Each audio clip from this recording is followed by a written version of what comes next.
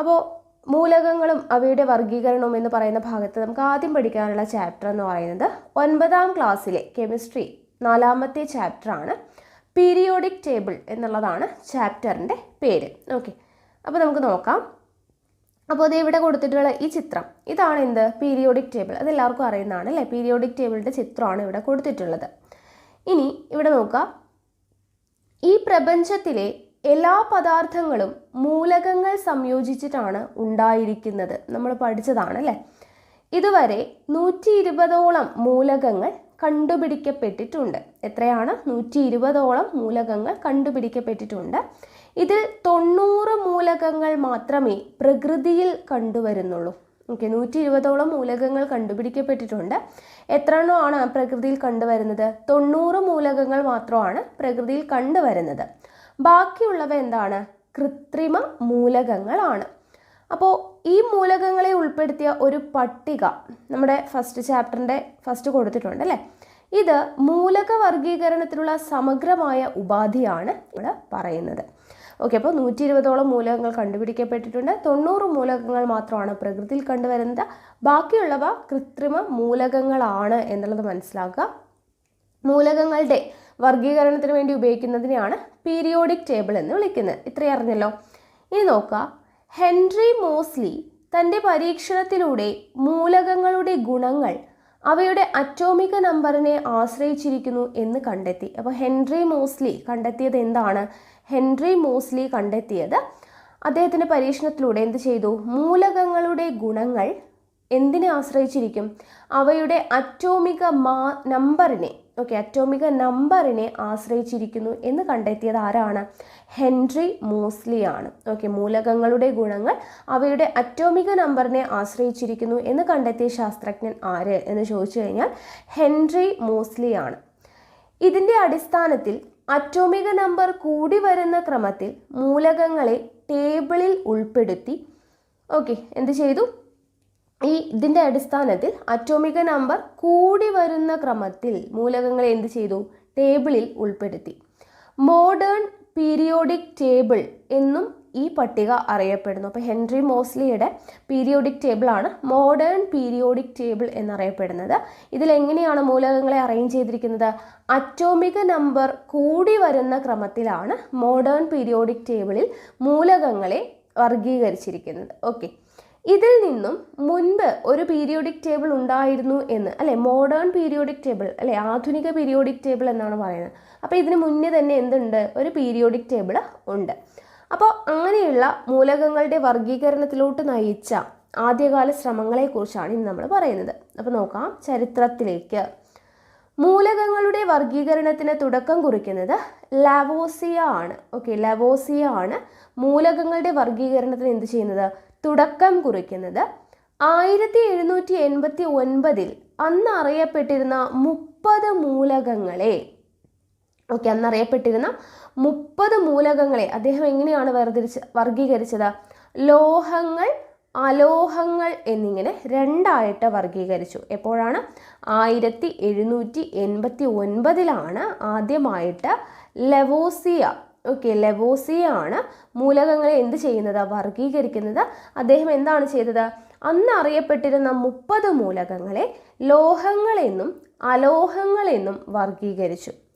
ലോഹങ്ങളുടെയും അലോഹങ്ങളുടെയും സ്വഭാവം കാണിക്കുന്ന ഉപലോഹങ്ങൾ കണ്ടെത്തിയപ്പോൾ ഇവയെ ഇതിൽ ഉൾപ്പെടുത്തുവാൻ കഴിഞ്ഞില്ല എന്നതാണ് ഈ വർഗീകരണത്തിൻ്റെ ഒരു പരിമിതി. ഓക്കെ, അപ്പോൾ ലെവോസിയയുടെ കണ്ടുപിടുത്തം അത് എന്താണ്? അതിൻ്റെ പരിമിതി എന്താണ് എന്ന് ചോദിച്ചു കഴിഞ്ഞാൽ അദ്ദേഹം വർഗീകരിച്ചത് എങ്ങനെയാണ്? മൂലകങ്ങളെ ലോഹങ്ങളെന്നും അലോഹങ്ങളെന്നുമാണ് വർഗീകരിച്ചത്. പക്ഷെ അതിൻ്റെ ഇടയ്ക്ക് കാണിക്കുന്ന സ്വഭാവം കാണിക്കുന്ന ഉപലോഹങ്ങൾ എന്ന് പറയുന്ന മൂലകങ്ങളെ കണ്ടെത്തി കഴിഞ്ഞപ്പോൾ അവയെ നമുക്ക് ലോഹങ്ങളിലും പെടുത്താൻ പാടില്ല, അലോഹങ്ങളിലും പെടുത്താൻ പാടില്ല. അപ്പോൾ എന്തു പറ്റി? ആ വർഗീകരണം അങ്ങോട്ട് സക്സസ് ആയില്ല. ഓക്കെ, ഇനി ലവോസിയയ്ക്ക് ശേഷം വർഗീകരണത്തിൽ ശ്രദ്ധേയമായ പ്രവർത്തനം കാഴ്ചവെച്ചത് ഡൊബറൈനർ ആണ്. ഓക്കെ, അപ്പോൾ ആദ്യം ലവോസിയ വന്നു. ലവോസിയ എന്ത് ചെയ്തു? മൂലകങ്ങളെ ലോഹങ്ങളെന്നും അലോഹങ്ങളെന്നും വർഗീകരിച്ചു. അടുത്ത ആൾ ആരാണ്? ലവോസിയയ്ക്ക് ശേഷം വന്നത് ഡൊബറൈനർ ആണ്. ഡൊബറൈനർ എന്താണ് ചെയ്തത്? അദ്ദേഹം സമാന ഗുണങ്ങൾ പ്രകടിപ്പിക്കുന്ന 3 മൂലകങ്ങൾ ഉൾപ്പെടുന്ന ചെറു ഗ്രൂപ്പുകൾ നിർമ്മിച്ചു. സമാന ഗുണങ്ങൾ, ഒരേ സ്വഭാവം പ്രകടിപ്പിക്കുന്ന 3 മൂലകങ്ങൾ ഉൾപ്പെടുന്ന ഗ്രൂപ്പുകളായിട്ട് നിർമ്മിച്ചു. ഇവയാണ് ത്രികങ്ങൾ എന്ന് വിളിക്കുന്നത്. 3 മൂലകങ്ങളല്ലേ, അപ്പോൾ 3 ട്രയാഡ്സ്, ത്രികങ്ങൾ എന്നാണ് വിളിച്ചത്. അപ്പോൾ ത്രികങ്ങൾ എന്ന് പറയുന്ന ഗ്രൂപ്പ് ആക്കിയിട്ട് മൂലകങ്ങളെ തിരിച്ചത് ആരാണ്? ഡൊബറൈനർ ആണ്. ഇത് ഇവിടെ കൊടുത്തിരിക്കുന്നുണ്ടോ? ഒരേ സമാന ഗുണമുള്ള lithium, sodium, potassium, lithium, sodium, potassium എന്നിവ ഒരേ സമാന ഗുണങ്ങളുള്ളവയാണ്. അപ്പോൾ അത് 3 കൂടെ ചേർത്തിട്ട് അതൊരു ഗ്രൂപ്പായി. അടുത്ത കാൽഷ്യം, സ്ട്രോൺഷ്യം, ബേരിയം ഒരേ ക്യാരക്ടർ കാണിക്കുന്ന 3 മൂലകങ്ങളാണ്. ദെൻ ക്ലോറിൻ, ബ്രോമിൻ, അയഡിൻ അതും ഒരു ഗ്രൂപ്പായി. അങ്ങനെ 3 മൂലകങ്ങൾ വരുന്ന ചെറു ഗ്രൂപ്പുകളാണ് നിർമ്മിച്ചത് അദ്ദേഹം. അതിനെ എന്താണ് വിളിക്കുന്നത്? അപ്പോൾ ത്രികങ്ങൾ. അപ്പോൾ ത്രികങ്ങൾ എന്ന് പറയുന്ന ഒരു മെത്തേഡ് കൊണ്ടുവന്നത് ആരാണ്? ഡൊബറൈനർ ആണ്. ഇനി ത്രികങ്ങളിൽ ഒന്നാമത്തെയും മൂന്നാമത്തെയും മൂലകങ്ങളുടെ അറ്റോമിക മാസിൻ്റെ ഏകദേശ ശരാശരിയാണ് മധ്യഭാഗത്ത് വരുന്ന മൂലകത്തിൻ്റെ അറ്റോമിക മാസ്. അപ്പോൾ ഡൊബറൈനർ കണ്ടെത്തിയ ത്രികങ്ങൾ എന്ന് പറയുന്ന ആ ഒരു മെത്തേഡിൽ അറ്റോമിക മാസ് എന്ന് പറയുന്നത് ആദ്യത്തെ മൂലകത്തിൻ്റെയും രണ്ടാമത്തെ മൂലകത്തിൻ്റെയും ശരാശരിയാണ്. അറ്റോമിക മാസിൻ്റെ ഏകദേശ ശരാശരി ആയിരിക്കും മധ്യഭാഗത്ത് വരുന്ന മൂലകത്തിൻ്റെ അറ്റോമിക മാസ് എന്ന് പറയുന്നത്. അറ്റോമിക മാസും മൂലകങ്ങളുടെ സ്വഭാവവും തമ്മിലുള്ള ബന്ധം കണ്ടെത്തുന്നതിന് ഇത് സഹായിച്ചു. അറ്റോമിക മാസും മൂലകങ്ങളുടെ സ്വഭാവവും തമ്മിലുള്ള ബന്ധം കണ്ടെത്തുന്നതിന് ഇത് സഹായിച്ചു. എല്ലാ മൂലകങ്ങളെയും ഉൾപ്പെടുത്തി ത്രികങ്ങൾ ഉണ്ടാക്കാൻ കഴിഞ്ഞില്ല. കാരണം സമാന ഗുണങ്ങളുള്ള മൂലകങ്ങളെയാണ് ഗ്രൂപ്പുകളാക്കി തിരിക്കുന്നത് അല്ലേ. അപ്പോൾ എല്ലാ മൂലകങ്ങളെയും ഇതുപോലെ ത്രികങ്ങളാക്കിയിട്ട് ചെയ്യാനായിട്ട് പറ്റിയില്ല. അതാണ് അദ്ദേഹത്തിൻ്റെ മെത്തേഡിലെ ഒരു പരിമിതി എന്ന് പറയുന്നത്. ഇനി അടുത്തത് നോക്കുക.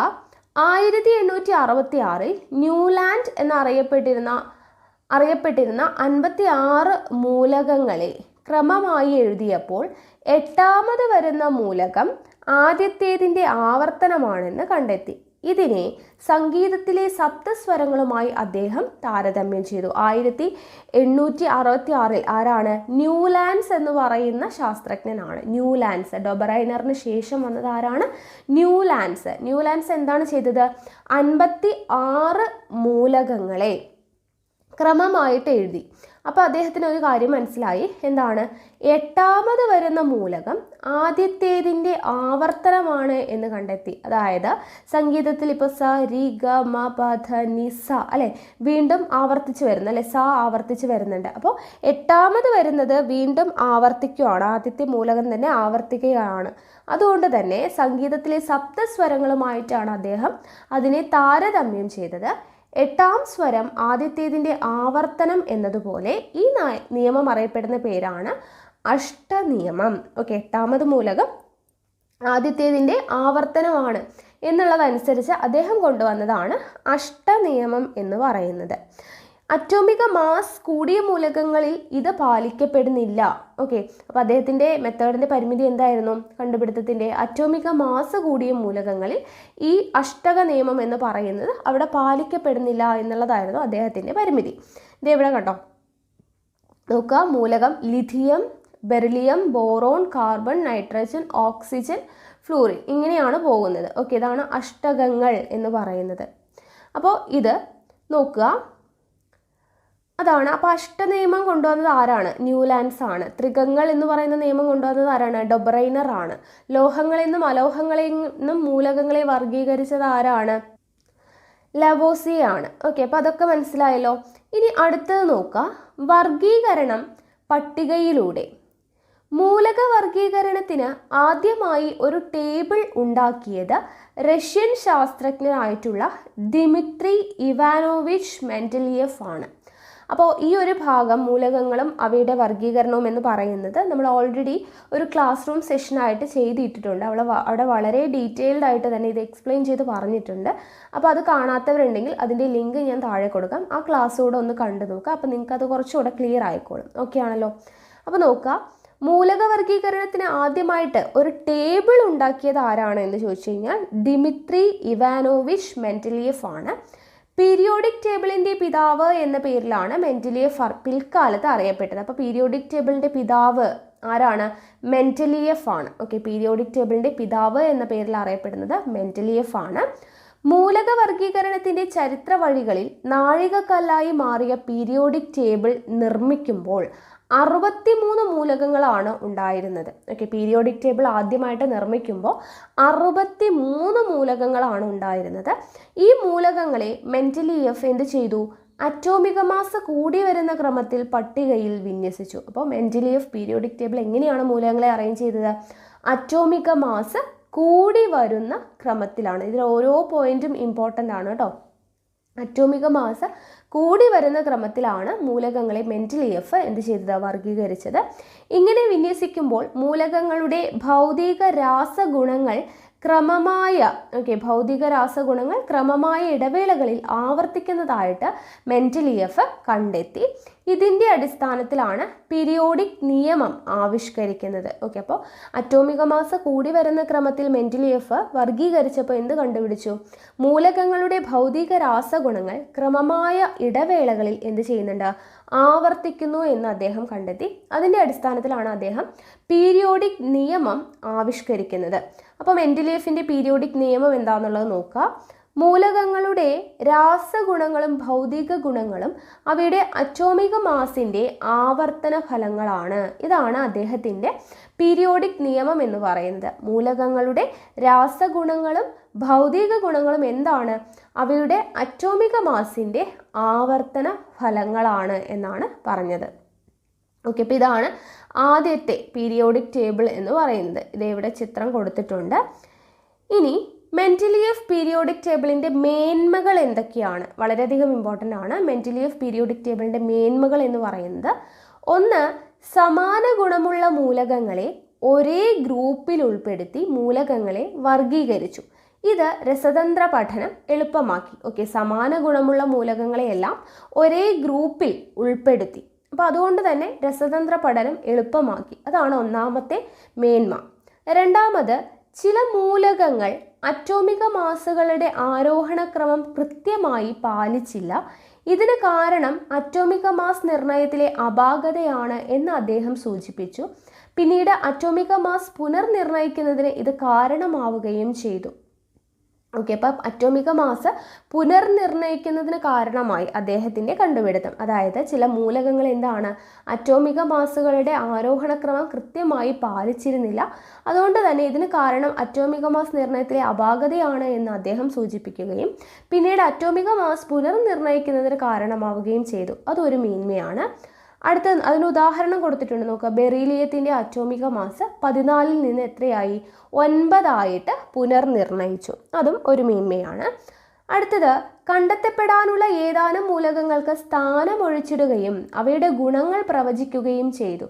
ഓക്കെ, ഇനിയും കണ്ടെത്താനായിട്ടുള്ള മൂലകങ്ങളുണ്ട്. അപ്പോൾ അതുകൊണ്ട് തന്നെ അവയ്ക്ക് വേണ്ടിയിട്ടുള്ള സ്ഥാനമൊഴിച്ചിടുകയും അവയുടെ ഗുണങ്ങൾ പ്രവചിക്കുകയും ചെയ്തു. ഓക്കെ, അപ്പോൾ മൂലകങ്ങൾക്ക് വേണ്ടിയിട്ട് ചില സ്ഥാനങ്ങളൊക്കെ ഇതെവിടെ കണ്ടോ? ഒഴിഞ്ഞു കിടക്കുന്നുണ്ടോ? അപ്പോൾ ചില മൂലകങ്ങൾക്കുള്ള സ്ഥാനം ഒഴിഞ്ഞിടുകയും അവയുടെ ഗുണങ്ങൾ എന്താണ് അദ്ദേഹം പ്രവചിക്കുകയും ചെയ്തു. അപ്പോൾ ഇതെല്ലാമാണ് മെൻഡലിയേഫിൻ്റെ പീരിയോഡിക് ടേബിളിൻ്റെ മേന്മകൾ എന്ന് പറയുന്നത്. ഇനി മെൻഡലിയേഫ് പീരിയോഡിക് ടേബിളിൻ്റെ പരിമിതികൾ എന്തൊക്കെയാണെന്ന് ചോദിച്ചു കഴിഞ്ഞാൽ, ഒന്ന്, ഗുണങ്ങളിൽ വളരെയധികം വ്യത്യാസമുള്ള മൂലകങ്ങളെ ഒരേ ഗ്രൂപ്പിൽ ഉൾപ്പെടുത്തി. നേരത്തെ പറഞ്ഞു സമാന ഗുണങ്ങളുള്ള മൂലകങ്ങളെ ഒരേ ഗ്രൂപ്പിൽ ഉൾപ്പെടുത്തി. പക്ഷേ എല്ലാ മൂലകങ്ങൾക്കും സമാന ഗുണം വരില്ല, അല്ലേ? അപ്പോൾ ഗുണങ്ങളിൽ വളരെയധികം വ്യത്യാസമുള്ള മൂലകങ്ങളും എന്തിൽ വരാൻ തുടങ്ങി? ഒരേ ഗ്രൂപ്പിൽ വരാൻ തുടങ്ങി. ഉദാഹരണം, സോഡിയം, പൊട്ടാസ്യം മുതലായ മൃദുലോഹങ്ങളോടൊപ്പം കോപ്പർ, സിൽവർ മുതലായ കാഠിന്യം കൂടിയ ലോഹങ്ങളെയും ഉൾപ്പെടുത്തി. സോഡിയം, പൊട്ടാസ്യം എന്ന് പറയുന്നത് മൃദുലോഹങ്ങളാണ്. അവയോടൊപ്പം തന്നെ ആര് വന്നു? കാഠിന്യം കൂടിയ ലോഹങ്ങളായിട്ടുള്ള കോപ്പർ, സിൽവർ എല്ലാം വരാൻ തുടങ്ങി. ഓക്കെ, അടുത്ത ഒരു പരിമിതി എന്ന് പറയുന്നത്, ഹൈഡ്രജൻ എന്ന് പറയുന്ന മൂലകത്തിന് കൃത്യമായ സ്ഥാനം നൽകാൻ കഴിഞ്ഞില്ല. ഹൈഡ്രജൻ എന്ന് പറയുന്ന മൂലകത്തിന് കൃത്യമായിട്ടൊരു സ്ഥാനം നൽകാൻ കഴിഞ്ഞില്ല. ലിഥിയം, സോഡിയം, പൊട്ടാസ്യം മുതലായ ലോഹങ്ങളോടൊപ്പം അലോഹമായ ഹൈഡ്രജന് സ്ഥാനം നൽകി. അപ്പോൾ ലിഥിയം, സോഡിയം, പൊട്ടാസ്യം എന്നൊക്കെ പറയുന്നത് ലോഹങ്ങളാണ്. ഹൈഡ്രജൻ ആരുടെ കൂടെ വന്നു? ഈ ലോഹങ്ങളുടെ കൂടെയാണ് വന്നത്. ഹൈഡ്രജൻ എന്ന് പറയുന്നത് ഒരു അലോഹമാണല്ലോ. ഓക്കെ, അപ്പോൾ അതൊരു പരിമിതിയാണ്.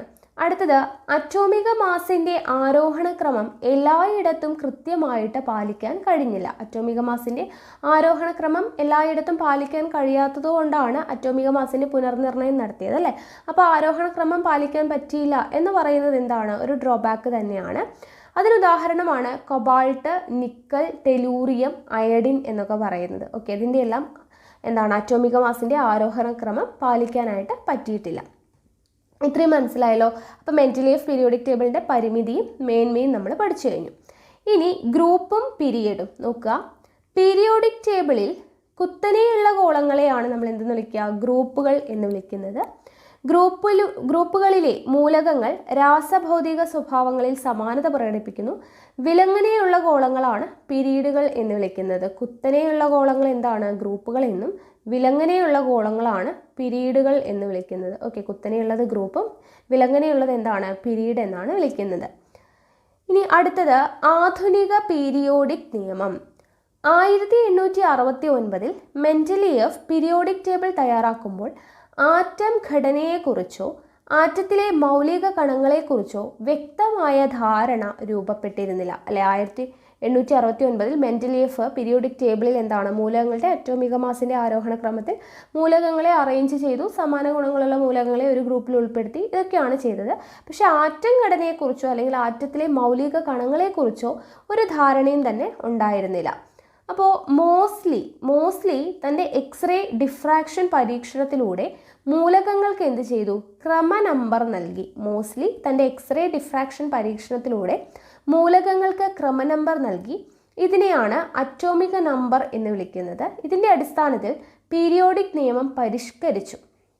മുന്നേ ഉണ്ടായിരുന്ന പീരിയോഡിക് നിയമത്തെ എന്ത് ചെയ്തു, മോസ്ലി പരിഷ്കരിച്ചു. എന്താണ്, മൂലകങ്ങളുടെ രാസഗുണങ്ങളും ഭൗതിക ഗുണങ്ങളും അവയുടെ അറ്റോമിക നമ്പറിൻ്റെ ആവർത്തന ഫലങ്ങളാണ് എന്നാക്കി. നേരത്തെ അറ്റോമിക മാസിൻ്റെ എന്നായിരുന്നു, പിന്നീട് അത് എന്തായിട്ട് മാറി, അറ്റോമിക നമ്പറിൻ്റെ ആവർത്തന ഫലങ്ങളാണ് എന്ന് പരിഷ്കരിച്ചു. ഓക്കെ, ദേ ഇവിടെ പീരിയോഡിക് ടേബിൾ കൊടുത്തിട്ടുണ്ട്, ജസ്റ്റ് ഒന്ന് നോക്കുക.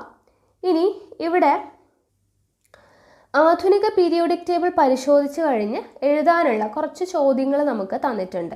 അപ്പോൾ ആധുനിക പീരിയോഡിക് ടേബിൾ നിങ്ങൾ നന്നായിട്ടൊന്ന് നിരീക്ഷിക്കുക, അതിനുശേഷം ഈ ചോദ്യം ഒന്ന് നോക്കുക. ആകെ പീരീഡുകളുടെ എണ്ണം എന്ന് പറയുന്നത് എത്രയാണ് എന്നുള്ളത് നമുക്ക് എണ്ണി നോക്കിയാൽ കിട്ടും. 1 2 3 4 5 6 7 അല്ലേ. അപ്പോൾ 7 വരുന്നത്. ഓക്കെ, ആകെ പീരീഡുകളുടെ എണ്ണം എത്രയാണ്, 7. ഏറ്റവും ചെറിയ പീരീഡ് ഏതാണ്, ഒന്നാമത്തെ പീരീഡാണ്. മൂന്നാം പീരീഡിലുള്ള മൂലകങ്ങളുടെ എണ്ണം, മൂന്നാമത്തെ പീരീഡിലുള്ള മൂലകങ്ങളുടെ എണ്ണം എത്രയാണ്, 8. ഓക്കെ, 8. ദെൻ ആകെ ഗ്രൂപ്പുകളുടെ എണ്ണം എത്രയാണ്, 18. ആകെ ഗ്രൂപ്പുകളുടെ എണ്ണം എത്രയാണ്, 18 ഗ്രൂപ്പുകളാണ് ഉള്ളത്. ഓക്കെ, അപ്പോൾ അത് ഒന്ന് ഫില്ല് ചെയ്യുക. ഇനി അടുത്തത് നോക്കുക, ഇലക്ട്രോൺ വിന്യാസവും പീരിയോഡിക് ടേബിളിലെ സ്ഥാനവും. അതായത് ഒരു മൂലകത്തെക്കുറിച്ച് എന്തെല്ലാം വസ്തുതകളാണ് നമുക്ക് പീരിയോഡിക് ടേബിളിൽ നിന്ന് മനസ്സിലാക്കാൻ കഴിയുക എന്നുള്ളതാണ് ഇവിടെ പറഞ്ഞിട്ടുള്ളത്. അതിന് ഒരു എക്സാമ്പിളായിട്ട് കാർബൺ നമുക്ക് തന്നിട്ടുണ്ട്. കാർബണിൻ്റെ പേര്, പ്രതീകം, ഓക്കെ, അറ്റോമിക നമ്പർ, ഇലക്ട്രോൺ വിന്യാസം, ഇതെല്ലാം നമുക്ക് പീരിയോഡിക് ടേബിൾ നോക്കിയാൽ മനസ്സിലാക്കാൻ പറ്റും അല്ലേ. അപ്പോൾ പേരെന്ന് പറയുന്നത് എന്താണ്, കാർബൺ ആണ്. അത് നമുക്ക് അവിടെ എഴുതിയിട്ടുള്ളത് കൊണ്ട് നമുക്കത് പീരിയോഡിക് ടേബിൾ നോക്കിയാൽ കാർബൺ എന്നുള്ള പേര് കിട്ടും. പ്രതീകം എന്താണ്, കാർബണിൻ്റെ താഴെ കൊടുത്തിട്ടുള്ളത് സി എന്നാണ് അല്ലേ. അപ്പോൾ കാർബണിൻ്റെ പ്രതീകം എന്ന് പറയുന്നത് സി ആണ്. പേരെന്താണ്, പേര് കാർബൺ, പ്രതീകം എന്താണ്, സി ആണ്. അത് നമുക്ക് പീരിയോഡിക് ടേബിൾ നോക്കിയാൽ മനസ്സിലാക്കാൻ പറ്റുന്നതാണ്. ഇത് കണ്ടോ, 6 അല്ലേ, കാർബൺ, സി കാർബൺ എന്ന് പറഞ്ഞ് കൊടുത്തിട്ടുണ്ട്. അപ്പോൾ 6 എന്ന് പറയുന്നത് എന്താണ്, മുകളിൽ കൊടുത്തിരിക്കുന്നത് സിയുടെ മുകളിൽ 6 എന്ന് പറഞ്ഞിട്ട് കണ്ടോ, അതെന്താണ്, അത് അറ്റോമിക നമ്പറാണ്. അപ്പോൾ അറ്റോമിക നമ്പർ നമുക്ക് 6 എന്ന് കിട്ടി. അതിൻ്റെ താഴെ 2 4 എന്ന് പറഞ്ഞ് കൊടുത്തിട്ടുണ്ട്. അതെന്താണ്, ഇലക്ട്രോൺ വിന്യാസമാണ്. അപ്പോൾ ഇത്രയും കാര്യങ്ങളാണ് നമുക്ക് ഈ ഒരു പീരിയോഡിക് ടേബിളിൽ കാർബൺ നോക്കിക്കഴിഞ്ഞാൽ അറിയാൻ പറ്റുക അല്ലേ. കാർബൺ എന്നാണ് പേര്, പ്രതീകം 6 ആണ്, പ്രതീകം സി ആണ്, അറ്റോമിക നമ്പർ 6 ആണ്, ഇലക്ട്രോൺ വിന്യാസം 2 4. ഇത്രയും കാര്യങ്ങൾ നമുക്ക് ആ കാർബണിൻ്റെ ചിത്രം നോക്കിയാൽ മനസ്സിലാവും. ഇതുപോലെ ഓരോ മൂലകത്തിൻ്റെയും നമുക്ക് അറിയാൻ പറ്റും. അതിന് മുന്നേ കിടക്കുന്ന ബോറോൺ നോക്കുക. ബോറോൺ ബി ആണ്, ബോറോൺ എന്നാണ് പേര്. അറ്റോമിക നമ്പർ 5 ആണ്, ഇലക്ട്രോൺ വിന്യാസം 2, 3 ആണ്.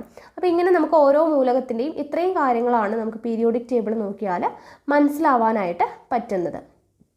ഇനി ഇവിടെ ഓരോ മൂലകവും അതിൻ്റെ അറ്റോമിക നമ്പറും ഇലക്ട്രോൺ വിന്യാസവും കൊടുത്തിട്ടുണ്ട് അല്ലേ. ഹൈഡ്രജൻ അറ്റോമിക നമ്പർ 1 ആണ്, ഇലക്ട്രോൺ വിന്യാസം 1. ലിഥിയം 3 ആണ്, 2, 1 ആണ് ഇലക്ട്രോൺ വിന്യാസം. സോഡിയം അതുപോലെ എല്ലാത്തിൻ്റെയും തന്നിട്ടുണ്ട് അല്ലേ. അപ്പോൾ ഈ മൂലകങ്ങളുടെ ബാഹ്യതമ ഷെല്ലിലെ ഇലക്ട്രോൺ വിന്യാസത്തിൽ എന്ത് പ്രത്യേകതയാണ് കാണുന്നത്? ഇവിടെ ബാഹ്യതമ ഷെല്ലിലെ ഇലക്ട്രോണുകളുടെ എന്ത് പ്രത്യേകതയാണ് കാണുന്നത്? എല്ലായിടത്തും ഒന്നാണ് അല്ലേ. ബാഹ്യതമ ഷെല്ലിൽ എന്താണ്? എല്ലായിടത്തും ഒന്നാണ് കാണുന്നത്, ഒരു ഇലക്ട്രോൺ ആണ് കാണുന്നത് അല്ലേ. അപ്പോൾ ഇവിടെ ബാഹ്യതമ ഷെല്ലിലെ ഇലക്ട്രോണുകളെല്ലാം തുല്യമാണ്. അതുകൊണ്ട് തന്നെ ഒന്നാം ഗ്രൂപ്പിൽപ്പെട്ട മൂലകങ്ങൾ എന്താണ്? പൊതുവെ ഒരേ രാസഗുണം പ്രകടിപ്പിക്കുന്ന ആളുകളായിരിക്കും. ഇനി ഇതേപോലെ തന്നെ നമ്മൾ രണ്ടാം ഗ്രൂപ്പിലെ മൂലകങ്ങൾ എഴുതി കഴിഞ്ഞാലും ഇലക്ട്രോൺ വിന്യാസം എല്ലാം എഴുതി കഴിഞ്ഞാലും അവയുടെയും ബാഹ്യതമ ഷെല്ലിലെ ഇലക്ട്രോണുകൾ എന്തായിരിക്കും? സെയിം തന്നെ ആയിരിക്കും. ഇവയാണ് ആൽക്കലൈൻ എർത്ത് ലോഹങ്ങൾ എന്നറിയപ്പെടുന്നത്. ഓക്കെ, ആൽക്കലൈൻ എർത്ത് ലോഹങ്ങൾ എന്നറിയപ്പെടുന്നത്. മൂലകങ്ങളുടെ രാസഗുണങ്ങൾക്ക് അടിസ്ഥാനം അവയുടെ ബാഹ്യതമ ഷെല്ലിലെ ഇലക്ട്രോണുകളുടെ എണ്ണമാണ്. അപ്പോൾ ഇതിൽ നിന്ന് നമുക്ക് മനസ്സിലാക്കാൻ പറ്റുന്നത് എന്താണ്? മൂലകങ്ങളുടെ രാസഗുണങ്ങൾക്ക് അടിസ്ഥാനം എന്താണ്? അവയുടെ ബാഹ്യതമ ഷെല്ലിലെ ഇലക്ട്രോണുകളുടെ എണ്ണമാണ്. ഓക്കെ, അപ്പോൾ അതിനാൽ ഒരേ ഗ്രൂപ്പിൽ ഉൾപ്പെടുന്ന മൂലകങ്ങൾ എന്താണ്? രാസഗുണങ്ങളിൽ സാദൃശ്യം കാണിക്കുന്നു. അപ്പോൾ ബാഹ്യതമ ഷെല്ലിലെ ഇലക്ട്രോൺ നോക്കിയിട്ടാണ് ഒരേ രാസഗുണമാണോ എന്ന് നമ്മൾ പ്രവചിക്കുന്നത്. ഓക്കെ ആണല്ലോ. ഇനി നോക്കുക, 1, 2 ഗ്രൂപ്പുകളിലെ മൂലകങ്ങളിലെ ബാഹ്യതമ ഷെല്ലിലെ ഇലക്ട്രോണുകളുടെ എണ്ണമാണ് എന്ത്? അവയുടെ ഗ്രൂപ്പ് നമ്പർ. 1, 2 ഗ്രൂപ്പുകളിൽ അല്ലേ. ഇനി ഇവിടെ കൊടുത്തിരിക്കുന്നത് നോക്കുക, ബോറോൺ, കാർബൺ, നൈട്രജൻ ഇങ്ങനെ പോകുന്നുണ്ട് അല്ലേ. അപ്പോൾ ഇവിടെ ഗ്രൂപ്പ് നമ്പറും ബാഹ്യതമ ഷെല്ലിലെ ഇലക്ട്രോണിൻ്റെ എണ്ണവും തമ്മിലുള്ള വ്യത്യാസം എത്രയാണ് എന്ന് ചോദിക്കുന്നുണ്ട്. ഇവിടെ നോക്കുക, ഗ്രൂപ്പ് നമ്പർ 13 ആണ്, ബാഹ്യതമ ഷെല്ലിലെ ഇലക്ട്രോൺ എത്രയാണ്? 3 ആണ്. അപ്പോൾ 13ഉം 3ഉം തമ്മിലുള്ള വ്യത്യാസം എത്രയാണ്? 10 ആണ് അല്ലേ. 13ൽ നിന്ന് 3 പോയാൽ 10 ആണ്. ഇവിടെ 14 ആണ് ഗ്രൂപ്പ് നമ്പർ, ബാഹ്യതമ ഷെല്ലിൽ 4 ആണ്. അപ്പോൾ 14 - 4 എത്രയാണ്? 10 ആണ്. ഇവിടെയും 15 ആണ് ഗ്രൂപ്പ് നമ്പർ, ബാഹ്യതമ ഷെല്ലിൽ 5 ആണ്. 15ൽ നിന്ന് 5 പോയാൽ എത്രയാണ്? 10 ആണ്. അപ്പോൾ ഇവ തമ്മിലുള്ള ബന്ധം എന്താണ്? ബാഹ്യതമ ഷെല്ലിലെ ഇലക്ട്രോണിൻ്റെ എണ്ണത്തോടൊപ്പം 10 കൂട്ടിക്കഴിഞ്ഞാൽ എന്ത് കിട്ടും നമുക്ക്? ഗ്രൂപ്പ് നമ്പർ കിട്ടും അല്ലേ. ബാഹ്യതമ ഷെല്ലിലെ ഇലക്ട്രോണിൻ്റെ എണ്ണത്തോടൊപ്പം 10 കൂട്ടിക്കഴിഞ്ഞാൽ നമുക്ക് എന്ത് കിട്ടും? ഗ്രൂപ്പ് നമ്പർ കിട്ടും എന്നാണ് ഇവിടെ തമ്മിലുള്ള നമുക്ക് കാണുമ്പോൾ അറിയാനായിട്ട് പറ്റുന്നത്. ഇനി ഇവിടെ നോക്കുക, മൂലകത്തിൻ്റെ ഇലക്ട്രോൺ വിന്യാസം, ഷെല്ലുകളുടെ എണ്ണം, പീരീഡ് നമ്പർ എന്ന് പറഞ്ഞു കൊടുത്തിട്ടുണ്ട്. അപ്പോൾ ഇവിടെ നമുക്ക് ആദ്യം തന്നെ ഒരു എക്സാമ്പിൾ, ഇവിടെ അയഡിൻ്റെ നോക്കൂ, കംപ്ലീറ്റ് ആയിട്ട് കൊടുത്തിട്ടുണ്ട്. ഇലക്ട്രോൺ വിന്യാസം 2, 8, 18, 18, 7, ഷെല്ലുകളുടെ എണ്ണം 5, പീരീഡ് നമ്പർ 5. സോഡിയത്തിൻ്റെ ആണെങ്കിലോ ഇലക്ട്രോൺ വിന്യാസം 2, 8, 1, ഷെല്ലുകളുടെ എണ്ണം എത്രയുണ്ട്? 2, 8, 1 എന്ന് പറയുമ്പോൾ 1, 2, 3 ഷെല്ലുണ്ട് അല്ലേ. അപ്പോൾ 3 ഷെല്ലെന്ന് പറയുമ്പോൾ KLM അതാണ് ഷെല്ല്. അതൊക്കെ നമ്മൾ കഴിഞ്ഞ ക്ലാസ്സിൽ പഠിച്ചതാണ്, ആറ്റവും ആറ്റത്തിൻ്റെ ഘടനയും എന്ന് പറയുന്ന ഭാഗത്ത് അല്ലേ. അടുത്തത് കാൽസ്യത്തിൻ്റെ നോക്കുക, 2, 8, 8, 2. അപ്പോൾ എത്രയുണ്ട്? 2, 8, 8, 2. അപ്പോൾ 4 ഷെല്ലുണ്ട് അല്ലേ. അപ്പോൾ 4 ഷെല്ല് അവിടെ ഓൾറെഡി എഴുതിയിട്ടുണ്ട്. പീരീഡ് നമ്പർ എത്രയാണ്? 4 തന്നെയാണ്. ദെൻ എന്താണ് ഇവിടെ നോക്കുക, ഗാലിയത്തിൻ്റെ 2, 8, 18, 3. അപ്പോൾ ഇവിടെ 4 ഷെല്ലാണ്. പീരീഡ് നമ്പർ എത്രയാണ്? 4 ആണ്. അപ്പോൾ ഇവിടുത്തെ പ്രത്യേകത എന്താണ്? ഒരു മൂലകത്തിലെ ഷെല്ലുകളുടെ എണ്ണവും പീരീഡ് നമ്പറും എന്താണ്? തുല്യമാണ് അല്ലേ. നമ്മൾ ഷെല്ലുകളുടെ എണ്ണവും പീരീഡ് നമ്പർ എഴുതിയിരിക്കുന്നത് നോക്കുക, 5, 5, 4, 4, 3, 3 അങ്ങനെയാണ് എഴുതിയിരിക്കുന്നത് അല്ലേ. അപ്പോൾ ഒരു മൂലകത്തിലെ ഷെല്ലുകളുടെ എണ്ണവും പീരീഡ് നമ്പറും എന്താണ്? തുല്യമാണ് എന്നുള്ളതാണ് നമുക്കിതിൽ നിന്ന് മനസ്സിലാക്കാനായിട്ട് പറ്റുന്നത്. ഇനി ഓരോ ഗ്രൂപ്പിനും ഓരോ പേരുണ്ട്. ഓരോ ഗ്രൂപ്പിലെയും മൂലകങ്ങളുടെ പൊതുവായ സവിശേഷതകൾ അനുസരിച്ച് ചില മൂലകങ്ങളെ നമ്മൾ എന്താണ് കുടുംബങ്ങളായിട്ട് പരിഗണിക്കാറുണ്ട്. അപ്പോൾ അങ്ങനെയുള്ള ഈ കുടുംബം വളരെയധികം ഇമ്പോർട്ടൻ്റ് ആണ്. ഈ ഭാഗത്തുനിന്ന് ചോദ്യം വരാറുണ്ട്. അപ്പോൾ ഏത് ഗ്രൂപ്പ് മൂലകങ്ങളാണ് ആൽക്കലി ലോഹങ്ങൾ എന്നറിയപ്പെടുന്നത് എന്നൊക്കെ ചോദിക്കാറുണ്ട്. അപ്പോൾ നോക്കുക, ഗ്രൂപ്പ് നമ്പർ 1 ഒന്നാം ഗ്രൂപ്പ് മൂലകങ്ങൾ അറിയപ്പെടുന്ന പേരാണ് ആൽക്കലി ലോഹങ്ങൾ. ഒന്നാം ഗ്രൂപ്പ് നമ്പർ മൂലകങ്ങൾ അറിയപ്പെടുന്നത് എന്താണ്? ആൽക്കലി ലോഹങ്ങൾ എന്നാണ് അറിയപ്പെടുന്നത്. രണ്ടാം ഗ്രൂപ്പ് അറിയപ്പെടുന്നതാണ് ആൽക്കലൈൻ എർത്ത് ലോഹങ്ങൾ. എന്താണ്? ആൽക്കലൈൻ എർത്ത് ലോഹങ്ങൾ. ദെൻ 3 മുതൽ 12 വരെയുള്ള ഗ്രൂപ്പ് അറിയപ്പെടുന്നതാണ് സംക്രമണ ലോഹങ്ങൾ. സംക്രമണ ലോഹങ്ങൾ എന്നാണ് 3 മുതൽ 12 വരെയുള്ള ഗ്രൂപ്പുകൾ അറിയപ്പെടുന്നത്. ദെൻ 13ാമത് ബോറോൺ കുടുംബം, 14 കാർബൺ കുടുംബം. അത് അവരുടെ മുകളിൽ വരുന്ന മൂലകങ്ങളുടെ പേര് വെച്ചിട്ടാണ് കുടുംബത്തിന് പേര് കൊടുത്തിട്ടുള്ളത്. 13ാമത് ബോറോൺ, 14ാമത് കാർബൺ കുടുംബം, 15 നൈട്രജൻ കുടുംബം, 16 ഓക്സിജൻ കുടുംബം. അത് നമുക്ക് ഈസി ആയിട്ട് ആ മൂലകങ്ങളുടെ പേര് വെച്ചിട്ട് എഴുതാൻ പറ്റും. ദെൻ 17ാമത്തെ ഗ്രൂപ്പ് അറിയപ്പെടുന്നതാണ് ഹാലോജനുകൾ. എന്താണ്? ഹാലോജനുകൾ. 18 ഉത്കൃഷ്ട വാതകങ്ങൾ. അപ്പോൾ ഈ പേര് വളരെയധികം ഇമ്പോർട്ടൻ്റ് ആണ്, നോട്ട് ചെയ്ത് വെച്ചേക്കുക. 1ാം ഗ്രൂപ്പ് മൂലകങ്ങൾ അറിയപ്പെടുന്നത് ആൽക്കലി ലോഹങ്ങൾ, 2ാം ഗ്രൂപ്പ് ആൽക്കലൈൻ എർത്ത് ലോഹങ്ങൾ, 3 to 12 സംക്രമണ ലോഹങ്ങൾ, 13 ബോറോൺ കുടുംബം, 14 കാർബൺ കുടുംബം, 15 നൈട്രജൻ കുടുംബം, 16 ഓക്സിജൻ കുടുംബം, 17 ഹാലോജനുകൾ, 18 ഉത്കൃഷ്ട വാതകങ്ങൾ. ഓക്കെ, ഇനി ഇവിടെ നോക്കുക. പീരിയോഡിക് ടേബിളിൽ ഹൈഡ്രജന്റെ സ്ഥാനം എന്ന് പറഞ്ഞു കൊടുത്തിട്ടുണ്ട്. പീരിയോഡിക് ടേബിളിലെ ഹൈഡ്രജന്റെ സ്ഥാനം ഇപ്പോഴും ചർച്ചയ്ക്ക് വിഷയമാണ്. മിക്ക പീരിയോഡിക് ടേബിളിലും ഹൈഡ്രജന് ആൽക്കലി ലോഹങ്ങൾക്ക് മുകളിലായിട്ടാണ് സ്ഥാനം നൽകിയിട്ടുള്ളത്. ആൽക്കലി ലോഹങ്ങൾക്ക് മുകളിൽ എന്ന് പറയുമ്പോൾ 1ാം ഗ്രൂപ്പ് മൂലകങ്ങൾക്ക് മുകളിൽ. ഓക്കെ, ആൽക്കലി ലോഹങ്ങൾക്ക് മുകളിലായിട്ടാണ് സ്ഥാനം നൽകിയിട്ടുള്ളത്. എന്നാൽ ഹൈഡ്രജൻ ഒരു അലോഹമാണ് അല്ലെ, ആൽക്കലി ലോഹങ്ങൾക്ക് മുകളിലാണ് സ്ഥാനം കൊടുത്തിട്ടുള്ളത്. പക്ഷെ ഹൈഡ്രജൻ എന്ന് പറയുന്നത് അലോഹമാണ്. അപ്പോൾ ആൽക്കലി ലോഹങ്ങൾ ഏകാറ്റോമികമായിരിക്കുമ്പോൾ ഹൈഡ്രജൻ എന്താണ്? ദ്വയാറ്റോമികമാണ്. ഓക്കെ, ആൽക്കലി ലോഹങ്ങൾ ഏകാറ്റോമികമാണ്, ഹൈഡ്രജൻ ദ്വയാറ്റോമികമാണ്. ആൽക്കലി ലോഹങ്ങളെ പോലെ ചില രാസപ്രവർത്തനങ്ങളിൽ ഹൈഡ്രജൻ ഒരു ഇലക്ട്രോൺ നഷ്ടപ്പെടുത്തുന്നു. അതേസമയം ചില രാസപ്രവർത്തനത്തിൽ ഹാലോജനുകളെ പോലെ ഒരു ഇലക്ട്രോൺ നേടുന്നു. ആൽക്കലി ലോഹങ്ങളെല്ലാം ഖരാവസ്ഥയിലായിരിക്കുമ്പോൾ ഹൈഡ്രജൻ എങ്ങനെയാണ്? വാതകാവസ്ഥയിലാണ്. ആൽക്കലി ലോഹങ്ങൾക്ക് പൊതുവെ അയോണീകരണ ഊർജം കുറവായിരിക്കുമ്പോൾ ഹൈഡ്രജന്റെ അയോണീകരണ ഊർജം ഹാലോജനുകളെ പോലെ ഉയർന്നതാണ്. ഏറ്റവും കുറഞ്ഞ അളവിൽ കണ്ടുവരുന്ന വാതകം റഡോൺ ആണ്. ഓക്കെ, അപ്പോൾ ഹൈഡ്രജൻ എന്ന് പറയുന്നത്, ഹൈഡ്രജന്റെ സ്ഥാനം ഇപ്പോഴും ഒരു പ്രശ്നമാണ്. നമ്മൾ ആൽക്കലി ലോഹങ്ങളുടെ, അതായത് 1ാമത്തെ ഗ്രൂപ്പിൻ്റെ മുകളിലായിട്ടാണ് ഹൈഡ്രജന് സെപ്പറേറ്റ് ഒരു കോളം കൊടുത്തിട്ട് അവിടെ ഇരുത്തിയിട്ടുണ്ട്. പക്ഷേ അതെന്താണ്? ഹൈഡ്രജൻ ആൽക്കലി ലോഹങ്ങളെ പോലെയല്ല, ക്യാരക്ടറിൽ എന്തുണ്ട്? ഡിഫറൻസ് ഉണ്ട്. അതൊന്ന് മനസ്സിലാക്കി വെക്കുക. ഇനി അടുത്തതാണ് പ്രാതിനിധ്യ മൂലകങ്ങൾ. ഓക്കെ, റെപ്രസെൻറ്റേറ്റീവ് എലമെൻറ്റ്സ് എന്ന് പറയുന്നത്. എന്താണിത്? പീരിയോഡിക് ടേബിളിലെ 1, 2 ഗ്രൂപ്പുകളിലെയും 13 മുതൽ 18 വരെയുമുള്ള ഗ്രൂപ്പുകളിലെയും മൂലകങ്ങൾ പരിശോധിക്കൂ. ഇവയിൽ നമുക്ക് പരിചയമുള്ളവ ഉണ്ടോ എന്നാണ് ചോദിക്കുന്നത്. നമുക്ക് പരിചയമുള്ളതുണ്ട് അല്ലേ, 1ഉം 2ഉം ഗ്രൂപ്പുകളിലൊക്കെ പരിചയമുള്ളവ ഉണ്ട്. ഇവയിൽ ലോഹങ്ങൾ ഉൾപ്പെടുന്നുണ്ടോ? ഉണ്ടല്ലോ. 1ാമത്തെ ഗ്രൂപ്പിലും 2ാമത്തെ ഗ്രൂപ്പിലും ലോഹങ്ങൾ, നമ്മൾ പറഞ്ഞ ആൽക്കലി ലോഹങ്ങൾ അല്ലെ, ആൽക്കലൈൻ എർത്ത് ലോഹങ്ങൾ എന്നൊക്കെയാണ് പറഞ്ഞത്. അപ്പോൾ ലോഹങ്ങൾ ഉൾപ്പെടുന്നുണ്ടോ എന്ന് ചോദിച്ചാൽ ഉണ്ട്. ഇവയിൽ അലോഹങ്ങൾ ഉൾപ്പെടുന്നുണ്ടോ എന്നാണ് അടുത്ത ചോദ്യം. ഓക്കെ, അപ്പോൾ അലോഹങ്ങൾ ഉൾപ്പെടുന്നുണ്ട് അല്ലേ.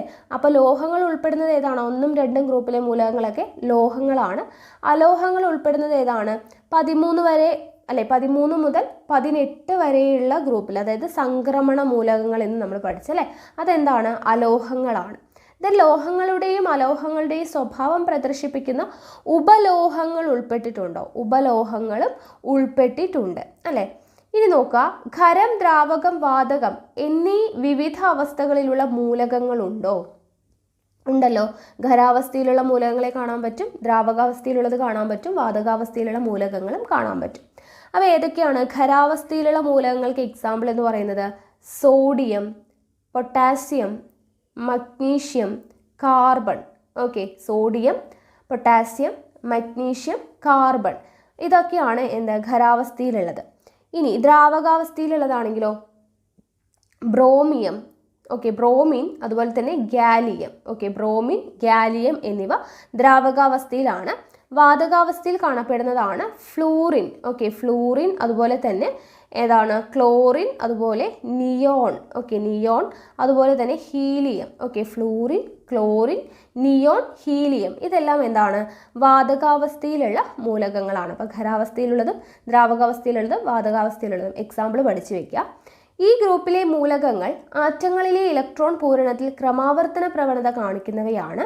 ബാഹ്യതമശൈലിയിൽ 1 മുതൽ 8 വരെ ഇലക്ട്രോണുകൾ അടങ്ങിയവയാണ് ഇവ.